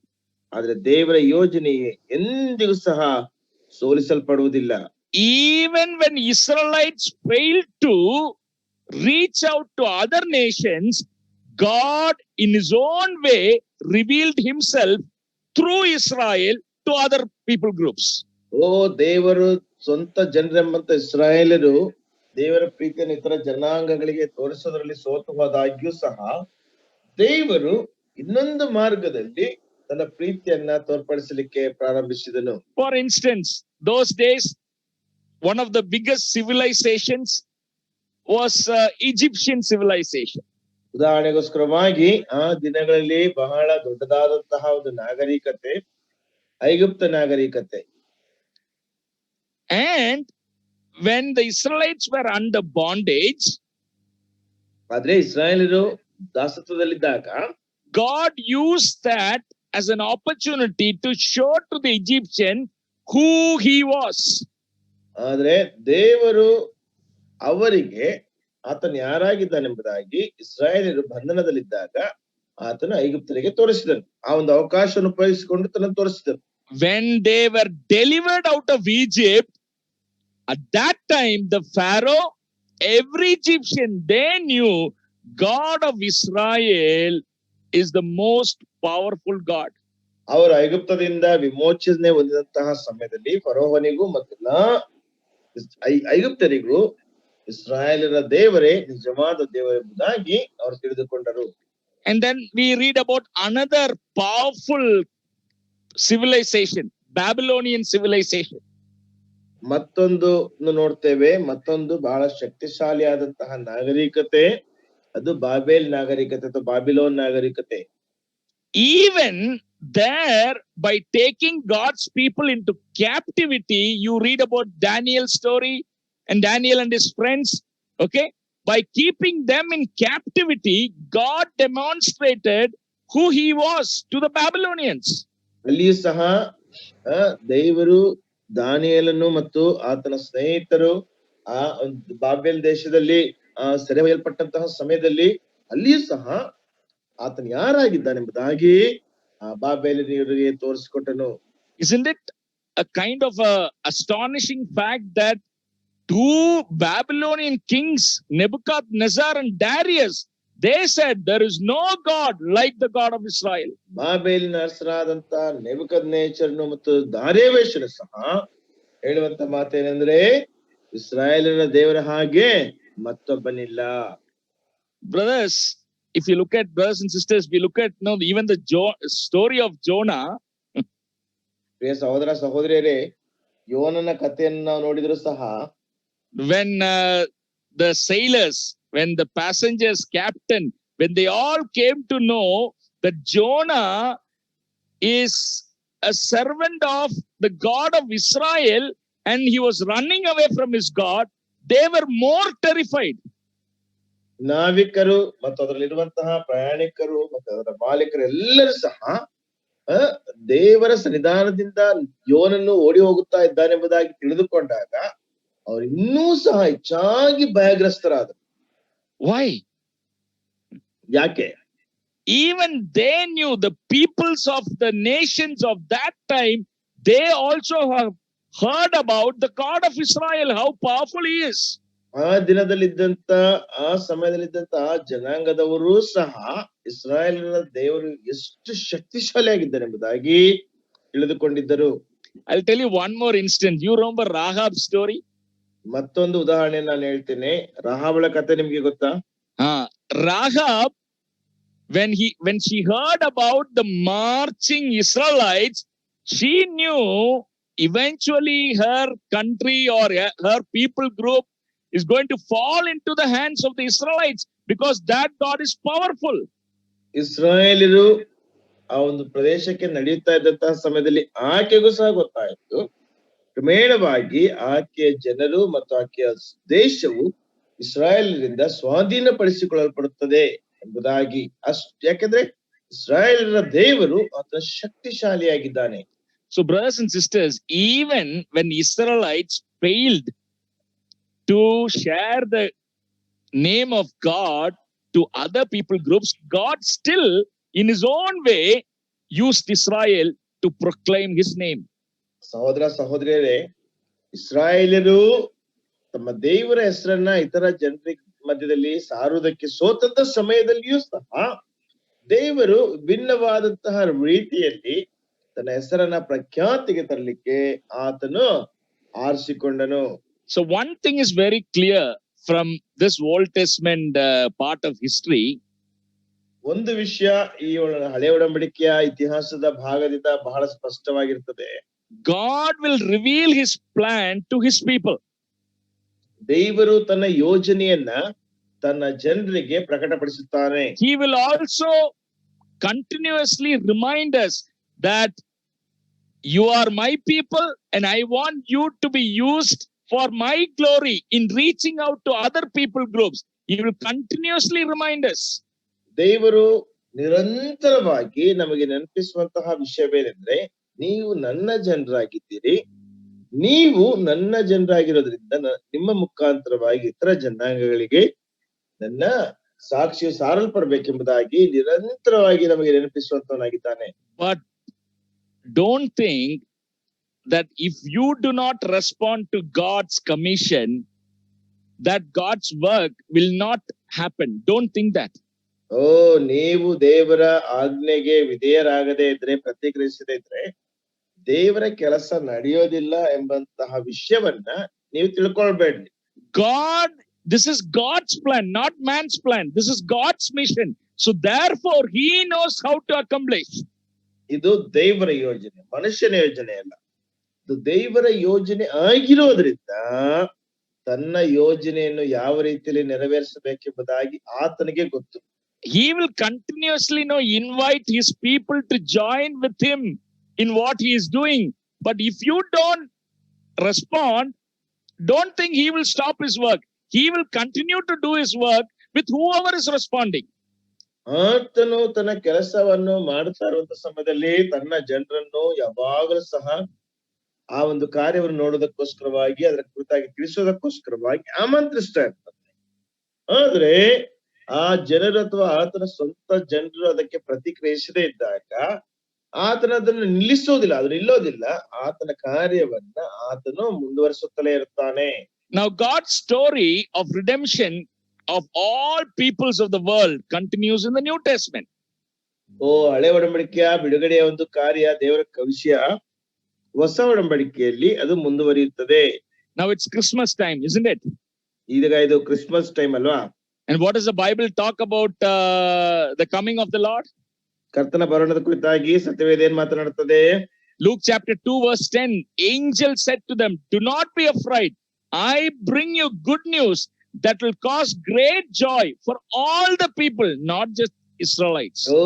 ಅಲ್ಲಿ ದೂತರು ಹೇಳ್ತಾ ಇರುವಂತ ಮಾತೇನೆಂದ್ರೆ, ಹೆದರಬೇಡ್ರಿ, ಕೇಳಿರಿ, ಜನರಿಗೆಲ್ಲ, ಇಸ್ರಾಯೇಲರಿಗೆ ಮಾತ್ರವಲ್ಲ ಜನರಿಗೆಲ್ಲ ಮಹಾ ಸಂತೋಷವನ್ನುಂಟು ಮಾಡುವ ಶುಭ ಸಮಾಚಾರವನ್ನು ನಿಮಗೆ ತಿಳಿಸುತ್ತೇನೆ. So it's again in the New Testament very clear, God's heart is for all peoples of the world. ಹಳೆ ಒಡಂಬಡಿಕೆಯಲ್ಲಿ ಮತ್ತೆ ಸ್ಪಷ್ಟವಾಗಿದೆ, ದೇವರ ಹೃದಯ ಎಲ್ಲರಿಗೋಸ್ಕರವಾಗಿದೆ ಎಂಬುದಾಗಿ ಬಹಳ ಸ್ಪಷ್ಟವಾಗಿ ನೋಡ್ತೇವೆ. Now that's what John the Baptist said when he looked at Jesus Christ during his public ministry. He said, here is the Lamb of God who takes away the sin of the world, not Israel.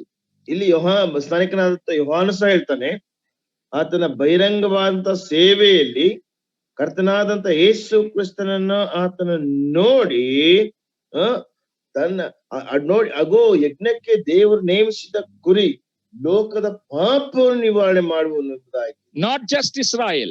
ಅದು ಕೇವಲ ಇಸ್ರಾಯೇಲಿನ ಪಾಪವನ್ನು ಮಾತ್ರವೇ ಅಲ್ಲ. Now what happens? What do we see? ಏನಾಯ್ತು ಏನ್ ನೋಡಿದೆವು? Jesus Christ, after he died and resurrected, ಯೇಸು ಕ್ರಿಸ್ತನು ತಾನು ಸತ್ತು ಪುನರುತ್ಥಾನನಾದ ನಂತರ he made it very clear to the disciples, now therefore go and make disciples of all nations. ಆತನ ಶಿಷ್ಯರಿಗೆ ಬಹಳ ಸ್ಪಷ್ಟವಾಗಿ ಹೇಳ್ತಾನೆ, ಈ ಜಗತ್ತಿಗೆಲ್ಲ ಹೋಗಿ ಎಲ್ಲಾ ಜನಾಂಗವನ್ನ ನನ್ನ ಶಿಷ್ಯರನ್ನಾಗಿ ಮಾಡ್ರಿ. It's like, no, my heart is for all peoples, all communities of the world. ಆತನ ಹೇಳುವಂತ ಮಾತೇನೆಂದ್ರೆ, ಓ ನನ್ನ ಹೃದಯ ಎಲ್ಲಾ ಜನಾಂಗದವರಿಗೆ ಎಲ್ಲಾ ಸಮುದಾಯದವರಿಗೋಸ್ಕರವಾಗಿದೆ. And then no, the same thing is repeated just before ascension. Acts chapter 1 verse 8, we read that no, when you receive the power, the Holy Spirit, when it comes on you, when he comes on you, you will be my witnesses in Jerusalem, Judea, Samaria, to the ends of the earth. ಅದೇ ವಿಷಯವನ್ನ ಅಪೊಸ್ತಲ ಕೃತ್ಯ 1ನೇ ಅಧ್ಯಾಯ 8ನೇ ವಚನದಲ್ಲಿ ಸಹ ಆತನು ಮೇಲಕ್ಕೆ ಎತ್ತಲ್ಪಡುವುದಕ್ಕಿಂತ ಅಥವಾ ಆತನು ಪರಲೋಕಕ್ಕೆ ಏರಿಸಲ್ಪಡುವುದಕ್ಕಿಂತ ಸ್ವಲ್ಪ ಮುಂಚಿತವಾಗಿ ಹೇಳ್ತಾನೆ, ಆದರೆ ಪವಿತ್ರಾತ್ಮ ನಿಮ್ಮ ಮೇಲೆ ಬರಲು ನೀವು ಬಲವನ್ನು ಹೊಂದಿ ಯೆರೂಸಲೇಮಿನಲ್ಲಿಯೂ ಎಲ್ಲಾ ಯೂದಾಯ ಸಮಾರ್ಯ ಸೀಮೆಗಳಲ್ಲಿಯೂ ಭೂಲೋಕದ ಕಟ್ಟ ಕಡೆಯವರೆಗೂ ನನಗೆ ಸಾಕ್ಷಿಗಳಾಗಿರಬೇಕು ಅಂದನು. And not only that, brothers and sisters, one thing so interesting about the Bible is, Bible also gives us a glimpse of what will happen at the end of history. ಅಷ್ಟು ಮಾತ್ರವೇ ಅಲ್ಲ ನನ್ನ ಪ್ರಿಯ ಸಹೋದರ ಸಹೋದರಿಯರೇ, ಸತ್ಯವೇದವು ಕೊನೆಯಲ್ಲಿ ಅಥವಾ ಕೊನೆ ದಿನಗಳಲ್ಲಿ ಏನು ನಡೆಯುತ್ತದೆ ಎನ್ನುವಂತದ್ರ ಅದರ ಪರಿಚಯವನ್ನು ಸಹ ನಮಗೆ ಕೊಡುವಂತದ್ದಾಗಿದೆ. Of course, we don't know how COVID is going to end. ಈ ಕೋವಿಡ್ ಹೇಗೆ ಮುಕ್ತಾಯ ಆಗ್ತದೆ ಎಂಬುದಾಗಿ ನಮಗೆ ಗೊತ್ತಿಲ್ಲ. But I know, based on the Bible, how God's mission is going to end. ಆದ್ರೆ ದೇವರ ವಾಕ್ಯದ ಅನುಸಾರವಾಗಿ, ದೇವರ ವಾಕ್ಯದ ಆಧಾರದ ಮೇಲೆ ನನಗೆ ಗೊತ್ತಿದೆ ದೇವರ ನಿಯೋಗ ಹೇಗೆ ಮುಕ್ತಾಯವಾಗ್ತದೆ. Both in Daniel, that's Old Testament, and in the book of Revelation, New Testament, we have the glimpse of the final grand finale of God's mission. ಹಳೆ ಒಡಂಬಡಿಕೆಯಲ್ಲಿ ದಾನಿಯೇಲನ ಪುಸ್ತಕ ಮತ್ತು ಹೊಸ ಒಡಂಬಡಿಕೆಯಲ್ಲಿ ಪ್ರಕಟಣೆ ಪುಸ್ತಕದಲ್ಲಿ ದೇವರ ಕಟ್ಟ ಕಡೆಯ ಒಂದು ಅಂತಿಮ ಘಟ್ಟ ಹೇಗಿರ್ತದೆ ಎಂಬುದಾಗಿ ನಮಗೆ ಸ್ಪಷ್ಟವಾಗಿ ಗೊತ್ತಿದೆ. And look at this verse from Daniel. All the nations you have made, meaning all the people groups, all the races, jadis, that's what we call in our Indian language. All the nations you have made will come and worship before you, Lord. They will bring glory to your name. ದಾನಿಯೇಲನ ಗ್ರಂಥದಲ್ಲಿ ನೋಡ್ತೇವೆ, ಎಲ್ಲಾ ಜನಾಂಗಗಳು, ಕುಲ, ಭಾಷೆಗಳು, ಅಂದ್ರೆ ನಮ್ಮ ಭಾರತೀಯ ಭಾಷೆಯಲ್ಲಿ ಹೇಳ್ಬೋದಾದ್ರೆ ಜಾತಿಗಳು, ಓ ದೇವರೇ ಕರ್ತನೆ ನಿನ್ನನ್ನು ಬಂದು ಆರಾಧಿಸುತ್ತವೆ. And in the book of Revelation, we see the same thing said in a different way. ಆದ್ರೆ ಪ್ರಕಟಣೆ ಗ್ರಂಥದಲ್ಲಿ ಅದೇ ವಿಷಯವನ್ನ ವಿಭಿನ್ನವಾದ ರೀತಿಯಲ್ಲಿ ನಾವು ನೋಡ್ತೇವೆ. Revelation chapter 5, Revelation 7, everywhere we read that a great multitude that no one could count, from every nation, from every tribe, from every people and language, standing before the throne and before the Lamb of God. ಪ್ರಕಟಣೆ ಗ್ರಂಥ 5ನೇ ಅಧ್ಯಾಯ 9ನೇ ಅಧ್ಯಾಯ ಎಲ್ಲಾ ಕಡೆಗಳಲ್ಲಿ ಸಹ ನಾವು ನೋಡ್ತೇವೆ. ಎಲ್ಲಾ ಕುಲ, ಭಾಷೆ, ಜನಾಂಗದವರಿಂದ ಎಣಿಸಲಿಕ್ಕೆ ಅಸಂಖ್ಯವಾದಂತಹ ಜನರು ಕರ್ತನ ಮುಂದೆ, ಯಜ್ಞದ ಕುರಿಯಾದ ಆತನ ಮುಂದೆ ಅಡ್ಡ ಬಿದ್ದು ಆತನನ್ನು ಆರಾಧಿಸುತ್ತಾ ಇದ್ದಾರೆ. Brothers and sisters, shall I ask you, is this your desire as well? ನನ್ನ ಪ್ರಿಯ ಸಹೋದರ ಸಹೋದರಿಯರೇ, ನಾನು ಒಂದು ವಿಷಯವನ್ನು ಕೇಳ್ತೇನೆ, ಇದು ನಿಮ್ಮ ಆಶಯ ಕೂಡ ಆಗಿದೆಯೋ? Because this is God's desire. ಯಾಕೆಂದ್ರೆ ಇದು ದೇವರ ಒಂದು ಆಶಯ ಆಗಿದೆ. His heart is beating for this moment. ಆತನ ಹೃದಯ ಈ ಸಮಯದಲ್ಲಿಯೂ ಸಹ ಅದು ಮಿಡಿಯುತ್ತಾ ಇದೆ. This will be the time that God is going to be greatly delighted to see that every nation, every tribe, from every people, there is one humanity all together. No Malayali, no Kannadiga, no Maharashtrian, no Marathas. All that is gone. One redeemed body, worshipping him, bowing before him, and giving him the glory. ಈ ಸಮಯದಲ್ಲಿ ಸಹ ಎಲ್ಲಾ ಜನರು, ಎಲ್ಲಾ ಕುಲಗಳು, ಎಲ್ಲಾ ಭಾಷೆಗಳು, ಕನ್ನಡಿಗರಾಗ್ಲಿ, ಮಲಯಾಳಿಗಳಾಗ್ಲಿ, ಮರಾಠರಾಗ್ಲಿ, ಎಲ್ಲ ಭಾಷೆಗಳು ಎಲ್ಲರೂ ಸಹ ಒಂದಾಗಿ ಬಂದು ಒಂದೇ ಮನಸ್ಸಿನಿಂದ ಆರಾಧಿಸುವಂತದ್ದನ್ನ, ದೇವರಿಗೆ ಮಹಿಮೆ ಸಲ್ಲಿಸುವಂತದ್ದನ್ನ ದೇವರ ಎದುರು ನೋಡ್ತಾ ಇದ್ದಾನೆ. Brothers and sisters, let me also very quickly say that the disciples who heard the heart's desire of Jesus Christ, they understood what they should do. ಸಹೋದರ ಸಹೋದರಿಯರೇ, ನಾನು ಬಹಳ ಬೇಗನೆ ಹೇಳ್ತೇನೆ, ಕರ್ತನಾದ ಯೇಸು ಕ್ರಿಸ್ತನ ಹೃದಯವನ್ನು ಅರ್ಥ ಮಾಡಿಕೊಂಡಂತವರು, ಆತನ ಶಿಷ್ಯರು ಆತನ್ನು ಅರ್ಥ ಮಾಡಿದರು. All of them went to different parts of the world, then known world, to different parts, to the ends of the world, carrying the gospel. ಅವರೆಲ್ಲರೂ ಸಹ ಲೋಕದ ಕಟ್ಟ ಕಡೆಯವರೆಗೆ ಎಲ್ಲಾ ದೇಶಗಳಿಗೆ, ತಿಳಿಯದೇ ಇರುವಂತ ದೇಶಗಳಿಗೆ ಹೋಗಿ ಸುವಾರ್ತೆಯನ್ನು ಪ್ರಸರಿಸಿದರು. And what a privilege for Indians. One of his disciples, St. Thomas, he took the route to India. ಭಾರತೀಯರೆಷ್ಟು ಅವಕಾಶಶಾಲಿಗಳಾಗಿದ್ದಾರೆ. ಆತನ ಶಿಷ್ಯರಲ್ಲಿ ಒಬ್ಬನಾದಂತ ಥೋಮನು ಭಾರತ ದೇಶಕ್ಕೆ ತನ್ನ ಮಾರ್ಗವನ್ನು ತೆಗೆದುಕೊಂಡು ಭಾರತಕ್ಕೆ ಬಂದನು. Now, why did they do that? ಯಾಕೆ ಅದನ್ನ ಅವ್ರು ಮಾಡಿದ್ರು? There were many people in Israel, in Palestine, who had not known Jesus Christ or acknowledged him. Yet, ಅನೇಕ ಜನರು ಇಸ್ರಾಯೇಲರಲ್ಲಿ, ಪ್ಯಾಲೆಸ್ಟೈನದಲ್ಲಿ ಇದ್ರು.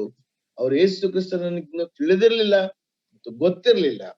They could have stayed there to convert them, to share the gospel again and again to them. ಒಂದ್ ವೇಳೆ ಅವರು ಅಲ್ಲಿಯೇ ಇದ್ದುಕೊಂಡು ಅವರಿಗೆ ಪದೇ ಪದೇ ಸುವಾರ್ತೆ ಸಾರುತ್ತಾ ಅವರಿಗೆ ರೂಪಾಂತರ ಮಾಡ್ಲಿಕ್ಕೆ ಅಲ್ಲಿಯೇ ಇರ್ಬೋದಾಗಿತ್ತು. But they had captured the heartbeat of God. ಆದ್ರೆ ಅವರು ದೇವರ ಹೃದಯದ ಬಡಿತವನ್ನ ಅವರು ತಿಳಿದುಕೊಂಡ್ರು. Because they knew in their heart, heaven is not going to be a place for only Jewish people, but for all the peoples of the world. ಅವರಿಗೆ ಸ್ಪಷ್ಟವಾಗಿ ಗೊತ್ತಿತ್ತು, ಪರಲೋಕ ಎನ್ನುವಂಥದ್ದು ಕೇವಲ ಯಹೂದ್ಯರಿಗೆ ಮಾತ್ರವೇ ಇರುವಂತದ್ದಲ್ಲ, ಅದು ಎಲ್ಲಾ ಜನರಿಗೋಸ್ಕರವಾಗಿ ಇರುವಂತ. Now, if you look at Paul's life, that's what we see there too. ಪೌಲನ ಜೀವಿತವನ್ನು ನಾವು ನೋಡುವಾಗಲೂ ಸಹ ಅಲ್ಲಿಯೂ ಕೂಡ ಅದೇ ವಿಷಯವನ್ನು ನೋಡ್ತೇವೆ. He didn't stop in one place. ಅವನು ಒಂದೇ ಸ್ಥಳದಲ್ಲಿ ನಿಲ್ಲಿಸಲಿಲ್ಲ. Throughout the Mediterranean region, Macedonian region, Asia Minor, he kept on moving. ಆತನು ಇಡೀ ಮೆಡಿಟೇರಿಯನ್ ಪ್ರಾಂತ್ಯ, ಟ್ಯುನೇಷಿಯನ್ ಪ್ರಾಂತ್ಯ ಮತ್ತು ಏಷ್ಯಾ ಸೀಮೆ ಎಲ್ಲ ಕಡೆಯಲ್ಲಿ ಸಹ ಆತನು ಚಲಿಸುತ್ತಲೇ ಇದ್ದನು. Okay, you know what? See, many a time I have thought about this. We all love to build big churches, okay? ಅನೇಕ ಸಾರಿ ಈ ರೀತಿಯಾದ ವಿಷಯವನ್ನು ನಾನು ಆಲೋಚಿಸಿದ್ದೇನೆ. ನಾವೆಲ್ಲರೂ ಸಹ ದೊಡ್ಡ ಸಭಾ ಮಂದಿರಗಳನ್ನ ಕಟ್ಟಲಿಕ್ಕೆ ನಾವು ಇಷ್ಟಪಡ್ತೇವೆ. I'm not talking about the building alone. No, we all want to see big crowd in our church. ನಾನು ಕೇವಲ ಕಟ್ಟಡದ ಕುರಿತಾಗಿ ಮಾತ್ರ ಮಾತನಾಡ್ತಾ ಇಲ್ಲ. ದೊಡ್ಡ ಕಾಂಗ್ರಿಗೇಷನ್, ದೊಡ್ಡ ಗುಂಪು ಸಹ ಇರ್ಬೇಕೆಂಬುದಾಗಿ ನಾವು ಆಶಿಸ್ತೇವೆ. We need a big choir and mega church concepts. ನಮಗೆ ಮೆಗಾ ಚರ್ಚ್ ಅಂದ್ರೆ ಅದ್ದೂರಿಯಾದಂತಹ ಸಭೆ ಎನ್ನುವಂತಹ ಪರಿಕಲ್ಪನೆ, ನಮಗೆ ದೊಡ್ಡ ಕೊಯರ್ ಬೇಕು. You know what is Paul's desire? ಆದ್ರೆ ಪೌಲನ ಆಶೆ ಏನ್ ಗೊತ್ತಾ? Look at Romans chapter 15 verse 20. ರೋಮಪುರದಲ್ಲಿ ಬರೆದ ಪತ್ರಿಕೆ 15ನೇ ಅಧ್ಯಾಯ 20ನೇ ವಚನ ನೋಡ್ರಿ. It has always been my ambition to preach the gospel where Christ was not known. ಇಲ್ಲಿ ಅವರು ಹೇಳುವಂತಹ ಮಾತೇನೆಂದ್ರೆ, ಸುವಾರ್ತೆಯನ್ನು ಪ್ರಕಟಿಸಲೆಂದು ನಿಷ್ಕರ್ಷೆ ಮಾಡಿಕೊಂಡ ಇತರರು ಕ್ರಿಸ್ತನ ಹೆಸರನ್ನು ತಿಳಿಸಿದ ಕಡೆಯಲ್ಲಿ ಸುವಾರ್ತೆಯನ್ನು ಪ್ರಕಟಿಸುವುದಿಲ್ಲವೆಂಬುದಾಗಿ ನಿಷ್ಕರ್ಷೆ ಮಾಡಿಕೊಂಡನು. So his desire was, I want to take the gospel, I want to preach the name of Christ to peoples who haven't heard it so far. ಈಗ ಇದುವರೆಗೆ ಯಾರಿಗೆ ಆತನ ಸಮಾಚಾರ ಬಂದಿರಲಿಲ್ಲವೋ, ಯಾರು ಕ್ರಿಸ್ತನನ್ನು ಕಂಡುಕೊಳ್ಳಲಿಲ್ಲವೋ ಅವರಿಗೆ ಸುವಾರ್ತೆಯನ್ನು ಸಾರಬೇಕು. So that is why he kept on moving from one place to another. ಆದ್ರಿಂದಲೇ ಆತನು ಒಂದು ಸ್ಥಳದಿಂದ ಮತ್ತೊಂದು ಸ್ಥಳಕ್ಕೆ ಆತನು ಚಲಿಸುತ್ತಲೇ ಇದ್ದನು. Okay. Now I'm going to show you some very interesting statistics. ಇಲ್ಲಿ ನಾನು ಬಹಳ ಆಸಕ್ತಿದಾಯಕವಾದಂತಹ ಒಂದು ಲೆಕ್ಕಾಚಾರವನ್ನು ತೋರಿಸ್ತೇನೆ. If you can clearly view this, if you are using a mobile phone, bring it closer to you so that you can see this. ನೀವು ಈ ಒಂದು ಚಿತ್ರವನ್ನ ಬಹಳ ಹತ್ತಿರದಿಂದ ನೋಡಿದ್ರೆ ಅಂದ್ರೆ ಹೇಳಿ ಮೊಬೈಲ್ ಫೋನ್ ಯೂಸ್ ಮಾಡ್ತಾ ಇದ್ರೆ ಅದನ್ನು ನಿಮ್ಮ ಸಮೀಪಕ್ಕೆ ತರಬಹುದು. So you see lot of black figures. ಇಲ್ಲಿ ಅನೇಕ ಕಪ್ಪು ಬಣ್ಣದ ಚಿತ್ರಗಳನ್ನು ನೀವು ನೋಡಬಹುದು. Human figures. ಮನುಷ್ಯ ಚಿತ್ರವನ್ನ. And one you see that in red color. ಒಂದು ಕೆಂಪು ಬಣ್ಣದಲ್ಲಿದೆ. On the left hand side corner. ಎಡಗಡೆಯ ಮೂಲೆಯಲ್ಲಿ. And imagine that red color person is someone who knows Christ. ನೀವು ಊಹಿಸ್ಕೊಳ್ರಿ, ಆ ಕೆಂಪು ಬಣ್ಣದ ವ್ಯಕ್ತಿ ಕ್ರಿಸ್ತನನ್ನು ತಿಳಿದುಕೊಂಡಿದ್ದಾನೆ. All the black figures are peoples of the world who have never heard the name of Jesus. ಮತ್ತು ಇನ್ನುಳಿದಂತಹ ಎಲ್ಲಾ ಕಪ್ಪು ಚಿತ್ರದ ವ್ಯಕ್ತಿಗಳು ಅಥವಾ ಆ ಒಂದು ಚಿತ್ರಗಳು ಅವರೆಂದಿಗೂ ಸಹ ಯೇಸು ಕ್ರಿಸ್ತನ ಹೆಸರನ್ನು ಕೇಳಲೇ ಇಲ್ಲ. Okay, keep this in mind. Red person, he knows Christ. Black person doesn't have an idea about who Christ is. ಅದನ್ನ ಮನಸ್ಸಲ್ಲಿ ಇಟ್ಕೊಳ್ರಿ. ಕೆಂಪು ಬಣ್ಣವುಳ್ಳಂತಹ ಒಂದು ಚಿತ್ರದ ವ್ಯಕ್ತಿ ಕ್ರಿಸ್ತನನ್ನು ತಿಳ್ಕೊಂಡಿದ್ದಾನೆ. ಆ ಕಪ್ಪು ಬಣ್ಣವುಳ್ಳಂತಹ ಚಿತ್ರದ ವ್ಯಕ್ತಿಗಳು ಯೇಸು ಕ್ರಿಸ್ತನನ್ನು ತಿಳ್ಕೊಳ್ಳಿಲ್ಲ. Okay, now here we're going to start a kind of statistics count now. Now in AD 100, for every Christian, there were 360 people in the world who haven't heard about him. ಇಲ್ಲಿ ಕ್ರಿಸ್ತ ಶಕ 100ರಲ್ಲಿ, once again please brother. For every Christian, there were 360 non-Christians who have never heard about Jesus. Okay. ಕ್ರಿಸ್ತ ಶಕ 100ರಲ್ಲಿ ಪ್ರತಿಯೊಬ್ಬ ಕ್ರೈಸ್ತನಿಗೆ 360 ಜನ ಅವರೆಂದಿಗೂ ಸಹ ಕ್ರಿಸ್ತನ ಹೆಸರನ್ನು ಕೇಳಲೇ ಇಲ್ಲದೆ ಇರುವಂತಹ ಜನರಿದ್ರು. That is ratio 1:360. ಅದು ಒಂದು ಅನುಪಾತ 1:360. Okay, now let's look at the statistics in 1000 AD. ಈಗ ಕ್ರಿಸ್ತ ಶಕ 1000ದಲ್ಲಿ, for every person who knew about Christ, there were 275 people who haven't heard about Christ. Brother, 75 ಜನ ಕ್ರಿಸ್ತನನ್ನು ತಿಳಿಯದೇ ಇರುವಂತವರಿದ್ರು. Brother, are you following what I'm saying? ನಾನು ಹೇಳ್ತಾ ಇರೋದು ಅರ್ಥ ಆಗ್ತಾ ಇದೆಯಾ? Now for the ratio is 1:275. ಈಗ ಇರುವಂತ ಅನುಪಾತ 1:275. That means the responsibility of one Christian was to share the gospel to 275 people.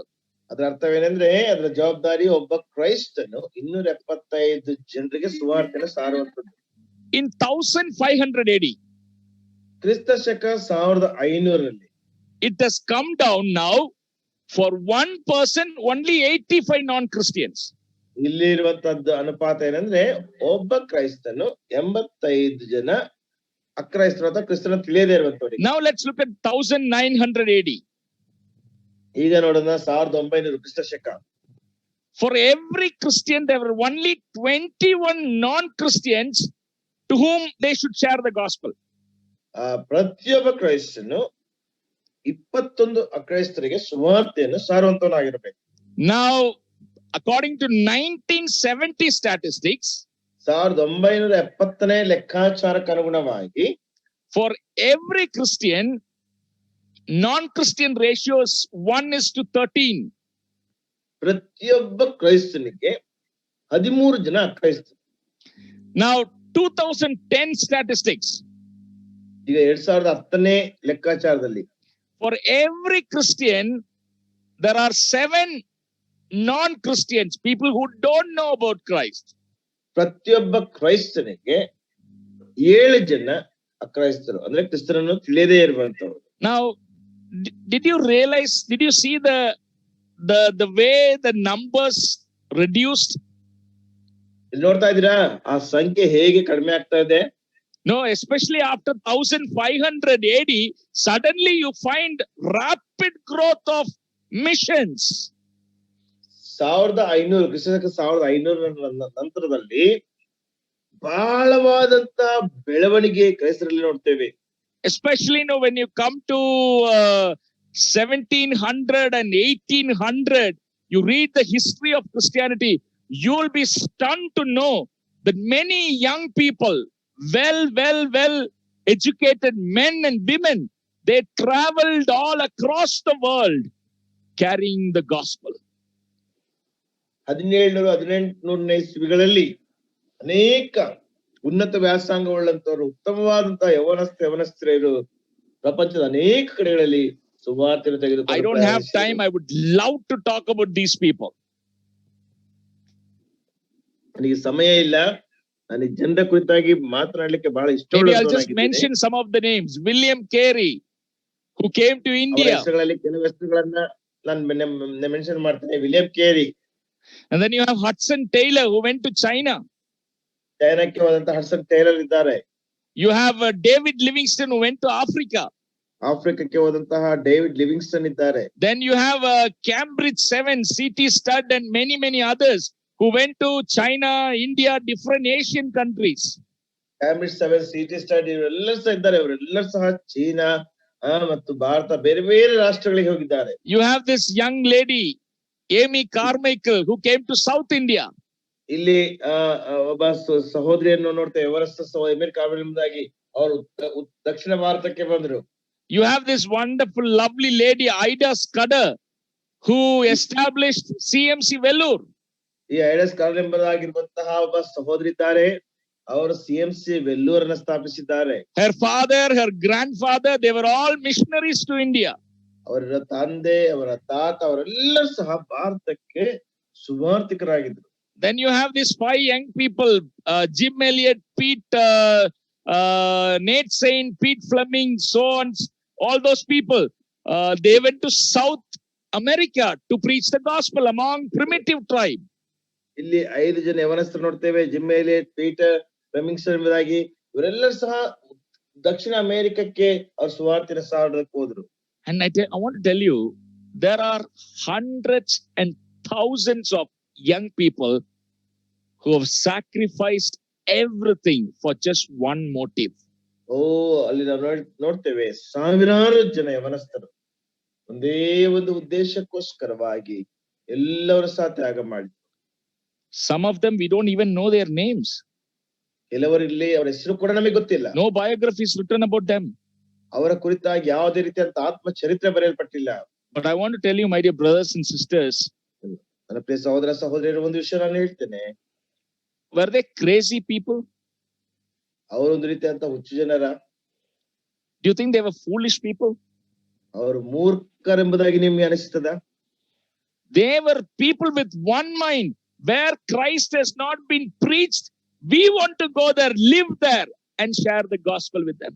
ಅವ್ರಿಗೊಂದೇ ಒಂದು ಉದ್ದೇಶ ಇತ್ತು. ಎಲ್ಲಿ ಕ್ರಿಸ್ತನ ಸಾರಲ್ಪಡ್ಲಿಲ್ಲವೋ ಅಲ್ಲಿ ನಾವು ಹೋಗಿ ಸುವಾರ್ತೆಯನ್ನು ಸಾರಬೇಕು. Now, today the responsibility is ours. ಈ ದಿನ ಜವಾಬ್ದಾರಿ ನಮ್ಮದು. If you want to fulfill the desire of God, Christ, ನೀವು ಕ್ರಿಸ್ತನ ದೇವರ ಒಂದು ಆಶೆಯನ್ನು ಪೂರೈಸಬೇಕೆಂಬುದಾಗಿರುವುದಾದರೆ, look at this map here. ಇಲ್ಲಿರುವಂತಹ ಒಂದು ನಕ್ಷೆಯನ್ನು ನೋಡ್ರಿ. 33% of population in the world, they know about Christ. ಲೋಕದಲ್ಲಿರುವಂತಹ 33% ಜನರಿಗೆ, ಲೋಕದಲ್ಲಿರುವಂತಹ ಜನಸಂಖ್ಯೆ 33% ಜನರಿಗೆ ಕ್ರಿಸ್ತನ ಕುರಿತಾಗಿ ಗೊತ್ತಿದೆ. That means I am not saying they are all believers. ಅವರೆಲ್ಲ ವಿಶ್ವಾಸಿಗಳೆಂಬುದಾಗಿ ನಾನು ಹೇಳ್ತಾ ಇಲ್ಲ. Maybe nominal Christians also. ಅದರಲ್ಲಿ ಒಂದು ವೇಳೆ ನಾಮಧೇಯ ಕ್ರೈಸ್ತರು ಸಹ ಇರಬಹುದು. But they know about who Christ is. ಆದ್ರೆ ಅವರಿಗೆ ಗೊತ್ತು ಯಾರು ಕ್ರಿಸ್ತನ್ ಎಂಬುದಾಗಿ. Then you have another 38% of the population. ಮತ್ತೆ 38% ಜನಾಂಗ ಇದೆ. Somebody has taken the gospel to them. ಯಾರೋ ಒಬ್ರು ಅವರಿಗೆ ಸುವಾರ್ತೆಯನ್ನು ತೆಗೆದುಕೊಂಡು ಹೋಗಿದ್ದಾರೆ. That means there may be Christian radio station or TV station or tracts distribution. There may be 1 or 2 churches here and there.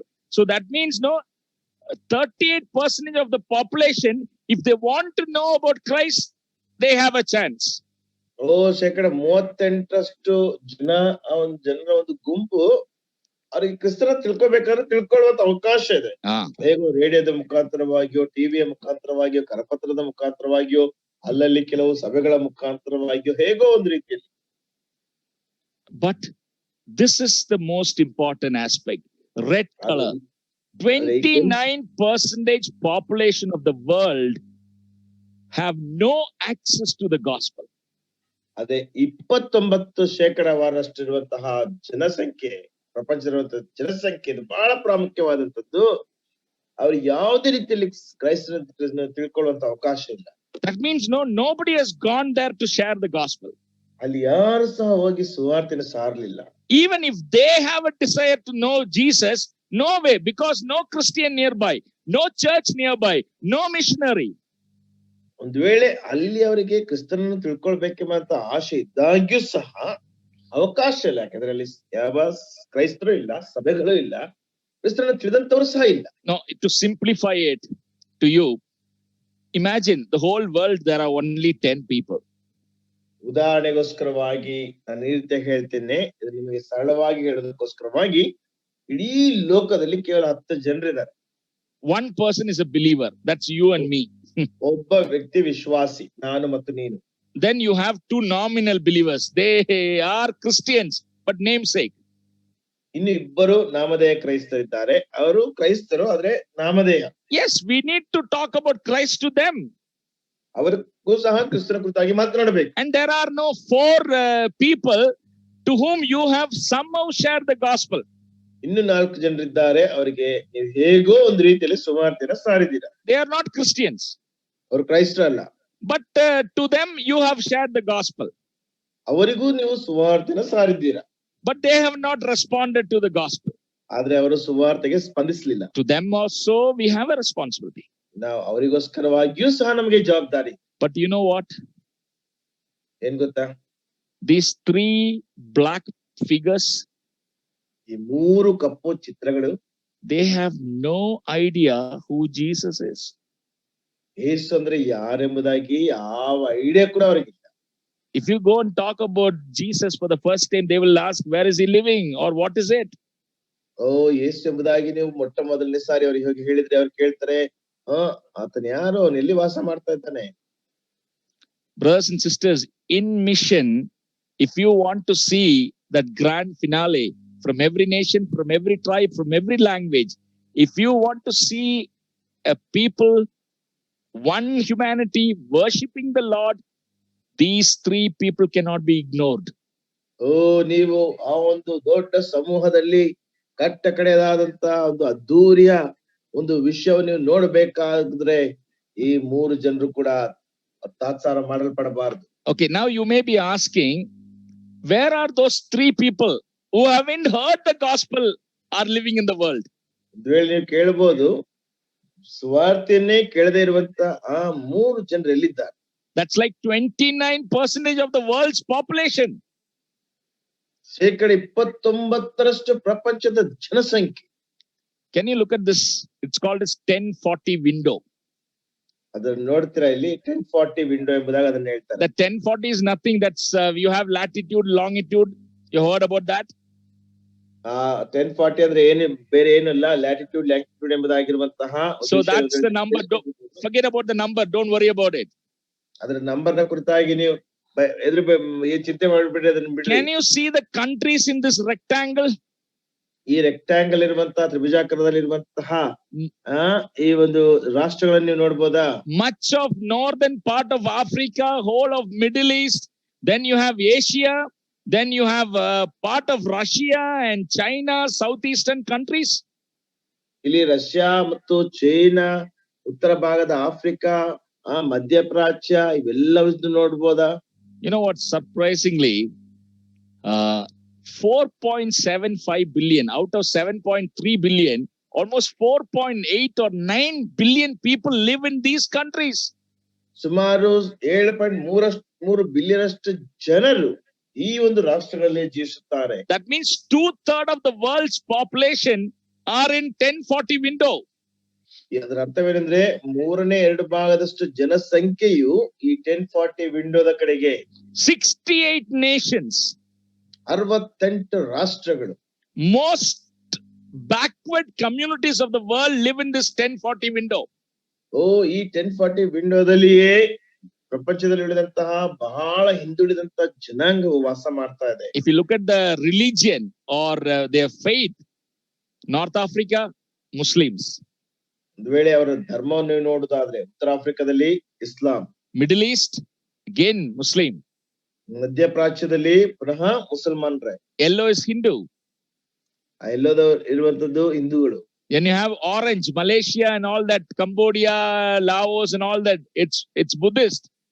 ಮತ್ತು ಒಂದು ಎಲ್ಲೋ ಬಣ್ಣವನ್ನು ನೋಡುವಾಗ ಕಂಬೋಡಿಯಾ, ಮಲೇಷಿಯಾ ಅದೆಲ್ಲ ಬೌದ್ಧರು. Then you have China, the biggest chunk, communist.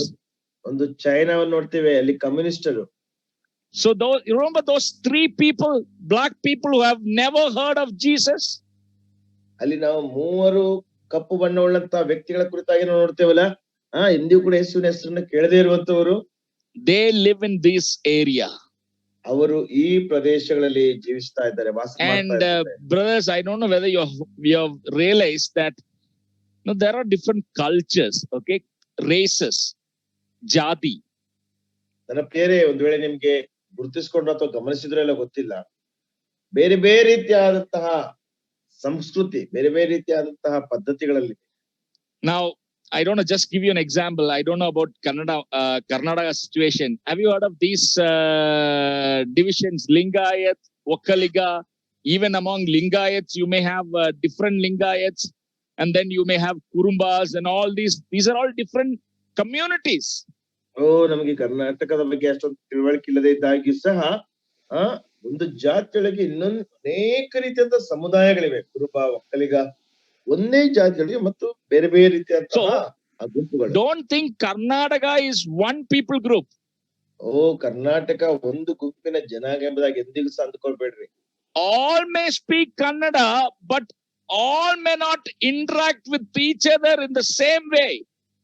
ಎಲ್ಲರೂ ಕೂಡ ಕನ್ನಡ ಮಾತಾಡ್ಬೋದು, ಆದ್ರೆ ಎಲ್ಲರೂ ಕೂಡ ಒಬ್ಬರೊಟ್ಟಿಗೊಬ್ರು ಒಂದೇ ರೀತಿಯಲ್ಲಿ ಅವರು ಸಂಪರ್ಕದಲ್ಲಿ ಇಲ್ಲದೆ ಇರಬಹುದು. There may be, for example, there may be Christians in one community, but there may be many communities in Karnataka where there is not even one church. ಒಂದು ವೇಳೆ ಒಂದು ಸಮುದಾಯದಿಂದ ಕರ್ನಾಟಕದಲ್ಲಿ ಒಂದು ಕ್ರೈಸ್ತರು ಇರಬಹುದು, ಆದ್ರೆ ಅನೇಕ ಸಮುದಾಯಗಳಿಂದ ಒಂದೇ ಒಂದು ಸಭೆಯು ಕೂಡ ಇಲ್ಲದೆ ಇರಬಹುದು. So brothers, if you look at that way, the whole of world's population, if you look at Jadi wise, if you look at them, there are almost 6,800 jatis or communities who have never heard the gospel. ನನ್ನ ಪ್ರಿಯರೇ, ಜಾತಿಯ ಕುರಿತಾಗಿ ಅಥವಾ ಜಾತಿಯ ಬಗ್ಗೆ ನೀವು ನೋಡೋದಾದ್ರೆ ಸುಮಾರು 680 ಜಾತಿಗಳು, ಸಮುದಾಯಗಳು ಎಂದಿಗೂ ಸಹ ಸುವಾರ್ತೆಯನ್ನು 6,000. Did you say 6,000, brother? 6,800 ಜಾತಿ. 6,800 people groups living in the world have no Christian church, no Christian communities, not even one known Christian in their local community. 6,800 ಜನಾಂಗಗಳ ಗುಂಪಿನಲ್ಲಿ, ಅವರ ಗುಂಪಿನಲ್ಲಿ ಒಬ್ಬನೇ ಒಬ್ಬ ಕ್ರೈಸ್ತನ ಕುರಿತಾಗಿ ಕೇಳಿಲ್ಲ, ಅದರಲ್ಲಿ ಒಬ್ಬನು ಕೂಡ ಕ್ರೈಸ್ತನಿಲ್ಲ. And you know what? Majority of those unreached people groups, they live in India, our own land. ಅವರು ನಮ್ಮ ಸ್ವಂತ ಭೂಮಿಯಲ್ಲಿ, ಭಾರತದಲ್ಲಿ ಅವರು ವಾಸ ಮಾಡ್ತಾ ಇದ್ದಾರೆ. Out of the 2,500 odd groups, 2,600 approximately people groups are in India. Out of that, only 400 or 500 have been reached with the gospel. ಸುಮಾರು 2,600 ಗುಂಪುಗಳು ಭಾರತ ದೇಶದಲ್ಲಿದೆ, ಅದರಲ್ಲಿ 400-500 ಗುಂಪುಗಳು ಮಾತ್ರವೇ ಸುವಾರ್ತೆ ಸಾರಲ್ಪಟ್ಟಿದೆ. So what does that tell us? ಅದು ನಮಗೇನ್ ಹೇಳ್ತದೆ? God doesn't want heaven to be filled with Malayalis. ದೇವರಿಗೆ ಮಲಯಾಳಿಗಳಿಂದ ಮಾತ್ರವೇ ಪರಲೋಕ ತುಂಬಬೇಕೆಂಬುದಾಗಿ ಇಷ್ಟಪಡುತ್ತಲ್ಲ. Not only with Telugus or Tamils. ಅಥವಾ ತೆಲುಗರು ಅಥವಾ ತಮಿಳರಿಗೆ ಮಾತ್ರ ಅಲ್ಲ. He wants from every tribe, from every language. He wants ಆತನ್ a group, a worshipping group. ಆತನಿಗೆ ಎಲ್ಲಾ ಕುಲ, ಭಾಷೆ, ಜನಾಂಗದವರಿಂದ ಆರಾಧಿಸುವಂತಹ ಒಂದು ಗುಂಪು ಬೇಕು. Now, this is a very interesting map of India. ಇದು ಭಾರತ ದೇಶದ ಬಹಳ ಆಸಕ್ತಿದಾಯಕವಾದಂತಹ ಒಂದು ನಕ್ಷೆ ಆಗಿದೆ. In India, the Christian population is 2.3 according to the census. Bharat ದೇಶದಲ್ಲಿ ಸೆನ್ಸಸ್ ನ ಪ್ರಕಾರ ಕ್ರೈಸ್ತರ ಒಂದು ಜನಸಂಖ್ಯೆ 2.3%. Let's say maybe up to 4 or 5, non unofficial. ಒಂದು ವೇಳೆ ಅನೌದ್ಯೋಗಿಕವಾಗಿ 4-5 ಇರ್ಬೋದು. But where are those Christians living in India? ಆ ಕ್ರೈಸ್ತರು ಭಾರತ ದೇಶದಲ್ಲಿ ಎಲ್ಲಿ ವಾಸ ಮಾಡ್ತಾ ಇದ್ದಾರೆ? Very interesting map. ಬಹಳ ಆಸಕ್ತಿದಾಯಕವಾದಂತಹ ನಕ್ಷೆ. South, ದಕ್ಷಿಣದಲ್ಲಿ Kerala, lot of Christians. Tamil Nadu, again lot of Christians. And Karnataka, Bangalore, the place where I am, there's a good number of Christians here. And then you have the coastal belt, and then you have Goa, then a bit in South Gujarat, then you have Jharkhand and northeastern states. This is where the majority of Christians are living. ಈ ಕ್ರೈಸ್ತರು ಎಲ್ಲಿದ್ದಾರೆ ಅಂದ್ರೆ ದಕ್ಷಿಣದಲ್ಲಿದ್ದಾರೆ. ಕೇರಳದಲ್ಲಿ ಬಹಳ ಕ್ರೈಸ್ತರಿದ್ದಾರೆ, ತಮಿಳುನಾಡಿನಲ್ಲಿ ಬಹಳ ಕ್ರೈಸ್ತರಿದ್ದಾರೆ, ಕರ್ನಾಟಕಕ್ಕೆ ಬಂದಾಗ ಬೆಂಗಳೂರಿನಲ್ಲಿ, ನಂತರದಲ್ಲಿ ಆ ಒಂದು ಕೋಸ್ಟಲ್ ಅಲ್ಲಿ ಗುಜರಾತ್, ನಾರ್ತ್ ಈಸ್ಟ್, ಈ ರೀತಿಯಲ್ಲಿ ಇಲ್ಲಿಯೇ ಕ್ರೈಸ್ತರು ಬಹಳವಾಗಿದ್ದಾರೆ. If you put an imaginary line, ನೀವು ಊಹಕವಾದಂತಹ ಒಂದು ರೇಖೆಯನ್ನು ಹಾಕುವುದಾದ್ರೆ 89% of all Christians in India are living this side of the line. ಸುಮಾರು 89% ಕ್ರೈಸ್ತರು ಈ ಒಂದು ಗೆರೆಯ ಕೆಳಗೆ ಇದ್ದಾರೆ. That means, can you see the empty map here? Totally vacant map. ಇಲ್ಲಿ ಖಾಲಿಯಾದಂತಹ ಒಂದು ಭೂಪಟವನ್ನು ನೀವು ನೋಡಬಹುದಾ? That means that's a vast land which still needs the gospel. ಅದರ ಅರ್ಥ ಏನಂದ್ರೆ ಆ ಒಂದು ಪ್ರದೇಶವೇ ಇನ್ನೂ ಸಹ ಸುವಾರ್ತೆಯ ಅವಶ್ಯಕತೆ ಇರುವಂತಹ ಪ್ರದೇಶ. Now another way to look at this Indian map is one white dot is equal to 5,000 Christians. ಮತ್ತೊಂದು ರೀತಿಯಲ್ಲಿ ಭಾರತ ದೇಶದ ಜನಸಂಖ್ಯೆ ನೋಡುವುದಾದ್ರೆ ಒಂದು ಚುಕ್ಕೆ ಎಂಬುದಾಗಿ ನೋಡುವಾಗ 5,000 ಕ್ರೈಸ್ತರು. And then now, according to the Christian population, you load this map and the software automatically gives us where the Christians are located in India. ನೀವು ಆಟೋಮೆಟಿಕ್ ಆಗಿ ಈ ಒಂದು ಸಾಫ್ಟ್ವೇರ್ ಹಾಕೊಂಡ್ರೆ ಆ ಸಾಫ್ಟ್ವೇರ್ ತನ್ನಷ್ಟಕ್ಕೆ ತಾನೇ ಎಲ್ಲೆಲ್ಲಿ ಕ್ರೈಸ್ತರು ವಾಸ ಮಾಡ್ತಾ ಇದ್ದಾರೆ ಎಂಬುದಾಗಿ ನಿಮ್ಗೆ ಒಂದು ಮ್ಯಾಪ್ ಅನ್ನು ಕೊಡ್ತದೆ. One white dot is equal to 5,000 Christians. ಒಂದು ಚಿಕ್ಕ ಚುಕ್ಕೆ ಎಂಬುದಾಗಿ ನೋಡುವಾಗ 5,000 ಕ್ರೈಸ್ತರು. Can you see Kerala? Kerala ನೋಡ್ಬೋದಾ? No place to put white dot. ಅಲ್ಲಿ ವೈಟ್ ಡಾಟ್ ಹಾಕ್ಲಿಕ್ಕೆ ಯಾವ ಸ್ಥಳ ಇಲ್ಲ. Filled with Christians. ಕ್ರೈಸ್ತರಿಂದ ಸಂಪೂರ್ಣವಾಗಿ ತುಂಬಲ್ಪಟ್ಟಿದೆ. And Tamil Nadu widely spread out. ತಮಿಳುನಾಡಿನಲ್ಲಿ ಕೂಡ ಬಹಳ ವಿಸ್ತಾರವಾಗಿ ಹರಡಿಕೊಂಡಿದೆ. And of course in Bangalore, Brethren Assembly alone, we have about 65 congregations. ಬೆಂಗಳೂರಿನಲ್ಲಿ ಸಹೋದರ ಸಭೆಗಳ ಸಂಖ್ಯೆ ಮಾತ್ರ ಸುಮಾರು 65 ಗುಂಪುಗಳಿವೆ.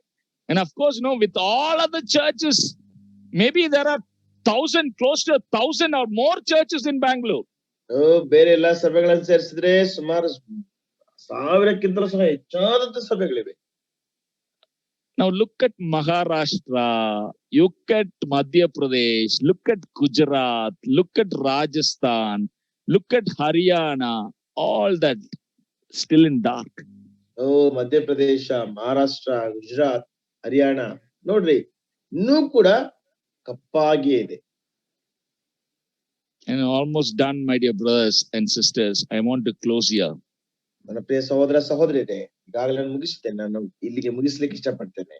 And I want to close this by challenging you with the real life story of this man. ನಾನು ಈ ವ್ಯಕ್ತಿಯ ನಿಜವಾದಂತ ಜೀವಿತದ ಒಂದು ಚರಿತ್ರೆಯನ್ನು ಹೇಳುತ್ತಾ ನಾನು ಮುಗಿಸ್ತೇನೆ. He was from Scotland. ಅವರು ಸ್ಕಾಟ್ಲೆಂಡ್ ನವರು. He came to India as a missionary. ಅವರು ಭಾರತ ದೇಶಕ್ಕೆ ಒಬ್ಬ ಮಿಷನರಿ ಆಗಿ ಬಂದರು. He served in Kolkata and many other places. ಅವರು ಕಲ್ಕತ್ತಾ ಮತ್ತು ಅನೇಕ ಸ್ಥಳಗಳಲ್ಲಿ ಸೇವೆ ಮಾಡಿದರು.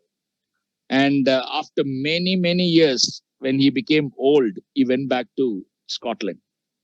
ಅನೇಕ ವರ್ಷಗಳ ನಂತರ ವಯಸ್ಸಾದ ಮೇಲೆ ಸ್ಕಾಟ್ಲೆಂಡ್ಗೆ ಹಿಂದಿರುಗಿ ಹೋದ್ರು. Just 1 second, brother. Now, after he returned back to Scotland, ಅವ್ರು ಸ್ಕಾಟ್ಲೆಂಡ್ಗೆ ಹಿಂದಿರುಗಿ ಹೋದ ನಂತರ his heart was still beating for India.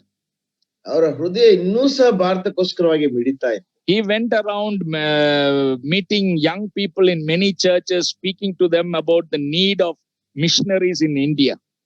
ಅನೇಕ ಸಭೆಗಳಿಗೆ ಹೋಗಿ ಯವನಸ್ಥರೊಟ್ಟಿಗೆ ಮಾತನಾಡುತ್ತಾ ಭಾರತ ದೇಶದಲ್ಲಿ ಸುವಾರ್ತಿಕರ ಅವಶ್ಯಕತೆ ಇದೆ ಎಂಬುದಾಗಿ ಅವರು ಮಾತನಾಡ್ತಾ ಇದ್ರು. One day when he was speaking, ಒಂದು ದಿನ ಅವ್ರು ಮಾತಾಡ್ತಿದ್ದಾಗ suddenly he collapsed and fell down. ಅವರು ಬಿದ್ದು ಅವರು ತೀರಿ ಹೋದ್ರು. And then he had a cardiac, no, he didn't die. He had a cardiac arrest. ಅವ್ರು ಸಾಯಲಿಲ್ಲ, ಅವರಿಗೆ ಹೃದಯಾಘಾತ ಆಯ್ತು.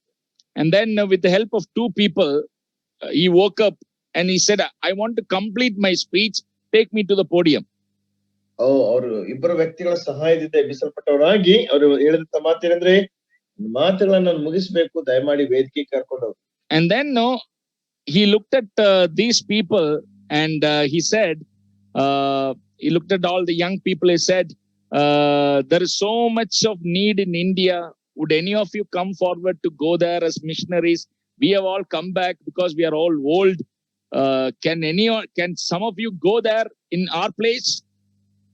ಅವರು ಅಲ್ಲಿ ಮುಂದೆ ಕೂತಿರುವಂತಹ ಜನರನ್ನ ಯವನಸ್ಥರನ್ನ ನೋಡಿ ಅವ್ರು ಹೇಳಿದ್ರು, ಭಾರತ ದೇಶದಲ್ಲಿ ಸುವಾರ್ತೆಗೆ ಬಹಳಷ್ಟು ಅವಕಾಶ ಇದೆ, ಅವಶ್ಯಕತೆ ಇದೆ. ನಮಗೆಲ್ಲ ವಯಸ್ಸಾಯ್ತು, ಹಿಂದಿರುಗಿ ಬಂದಿದ್ದೇವೆ, ನಿಮ್ಮಲ್ಲಿ ಯಾರಾದ್ರೂ ಹೋಗ್ತೀರಾ? There was silence. Nobody wanted to go. ಬಹಳ ನಿಶ್ಶಬ್ದ ಇತ್ತು, ಯಾರಿಗೂ ಸಹ ಹೋಗಂತ ಇಷ್ಟ ಇಲ್ಲ. He looked at those people and challenged, saying, when Queen Victoria wants people to go as soldiers to India, hundreds of you people are willing. But when King of Kings, Lord of Lords, when he wants to send people to his mission field, nobody wants to go. Victoria ರಾಣಿ ಭಾರತ ದೇಶಕ್ಕೆ ಸೈನಿಕರಾಗಿ ಹೋಗ್ಬೇಕೆಂಬುದಾಗಿ ನಿಮ್ಮನ್ನು ಕೇಳಿದಾಗ ಅನೇಕ ಯವನಸ್ಥರಾದಂತ ನೀವು ಹೋದ್ರಿ. ಆದ್ರೆ ರಾಜಾದಿರಾಜನು ಭಾರತ ದೇಶಕ್ಕೆ ಸುವಾರ್ತೆಗೋಸ್ಕರವಾಗಿ ಹೋಗ್ಬೇಕೆಂಬುದಾಗಿರುವಾಗ ನಿಮ್ಗೆ ಯಾರಿಗೂ ಹೋಗಕ್ ಇಷ್ಟ ಇಲ್ಲ. And you know what? ಏನಾಯ್ತು ಗೊತ್ತಾ? Then he looked at all the elderly people and said, ನಂತರ ಎಲ್ಲಾ ಹಿರಿಯರನ್ನು ನೋಡಿ ಹೇಳಿದ್ರು, are there no more fathers and mothers in Scotland who want to send their children as missionaries to India? Scotland ನಲ್ಲಿ ಭಾರತ ದೇಶಕ್ಕೆ ತಮ್ಮ ಮಕ್ಕಳನ್ನ ಸುವಾರ್ತೆಗೋಸ್ಕರವಾಗಿ ಕಳಿಸಲಿಕ್ಕೆ ಯಾವ ತಂದೆ ತಾಯಿಗಳು ಇಲ್ಲವಾ? Brothers and sisters, ಸಹೋದರ ಸಹೋದರಿಯರೇ. And then he looked at the crowd and said, ನಂತರ ಗುಂಪನ್ನು ನೋಡಿ ಹೇಳಿದ್ರು, he said, look at the verses on the side. Well, if no one is willing to go, please take me back to India and put me somewhere on the banks of the river Ganges. Let Indian people know that there is still someone in Scotland who loves them. ಅಲ್ಲಿ ಅವ್ರು ಹೇಳಿದಂತಹ ಮಾತೇನೆಂದ್ರೆ, ಒಂದ್ ವೇಳೆ ನಿಮ್ಗೆ ಯಾರಿಗೂ ಸಹ ಹೋಗಕ್ ಇಷ್ಟ ಇಲ್ಲ ಅಂದ್ರೆ ಪರವಾಗಿಲ್ಲ, ನನ್ನನ್ನು ಯಾರಾದ್ರೂ ಭಾರತ ದೇಶ ಕರ್ಕೊಂಡು ಹೋಗ್ಬಿಟ್ಟು ಆ ಗಂಗಾ ನದಿಯ ತೀರದಲ್ಲಿ ನೀವು ಹಾಕ್ರಿ, ಅಲ್ಲಿ ಬರುವಂತ ಜನರು ನನ್ನ ನೋಡಿ ಭಾರತ ದೇಶವನ್ನು ಪ್ರೀತಿಸುವಂತವರು ಇನ್ನೂ ಸಹ ಸ್ಕಾಟ್ಲೆಂಡ್ ನಲ್ಲಿ ಇದ್ದಾರೆ ಎಂಬುದಾಗಿ ತಿಳಿದುಕೊಳ್ಳಿ. Brothers and sisters, you want to really know who this person was? ನನ್ನ ಪ್ರಿಯ ಸಹೋದರ ಸಹೋದರಿಯರೇ, ಈ ವ್ಯಕ್ತಿ ಯಾರೆಂಬುದಾಗಿ ನಿಮ್ಗೆ ನಿಜವಾಗಿ ತಿಳ್ಕೊಬೇಕೆಂಬ ಆಶೆ ಇದೆಯಾ? His name is Alexander Duff. ಅವರ ಹೆಸರು ಅಲೆಕ್ಸಾಂಡರ್ ಡಫ್ ಎಂಬುದಾಗಿ. If any of you or your children or grandchildren today are studying in English medium school, it is because of this one missionary who fought with the British Parliament saying, Indians need English education. ನಿಮ್ಮಲ್ಲಿ ಯಾರಾದ್ರೂ ನಿಮ್ಮ ಮಕ್ಕಳಲ್ಲಿ English ಶಾಲೆಯಲ್ಲಿ ಓದ್ತಾ ಇದ್ದೋದಾದ್ರೆ ಅದಕ್ಕೆ ಕಾರಣ ಈ ವ್ಯಕ್ತಿಯೇ. ಅವರು ಬ್ರಿಟಿಷ್ ರೊಟ್ಟಿಗೆ ಹೋರಾಡಿ ನಿಜವಾಗಿ ಕೂಡ ಭಾರತಕ್ಕೆ ಇಂಗ್ಲಿಷ್ ಮೀಡಿಯಂ ಶಾಲೆ ಬೇಕೆಂಬುದಾಗಿ ಕೇಳಿಕೊಂಡು. You know what? Today we all want the best in the earthly life. ನಮ್ಮೆಲ್ಲರಿಗೂ ಸಹ ಈ ದಿನದಲ್ಲಿ ಏನು ಗೊತ್ತಾ, ಈ ಜೀವಿತದಲ್ಲಿ ಬಹಳ ಅತ್ಯುತ್ತಮವಾಗಿರ್ಬೇಕೆಂಬುದಾಗಿ ನಾನು ಬಯಸ್ತೇನೆ. Brother Junior. Yes. Can you hear me, brother? Hello. Brother, can you hear me? Can you hear me?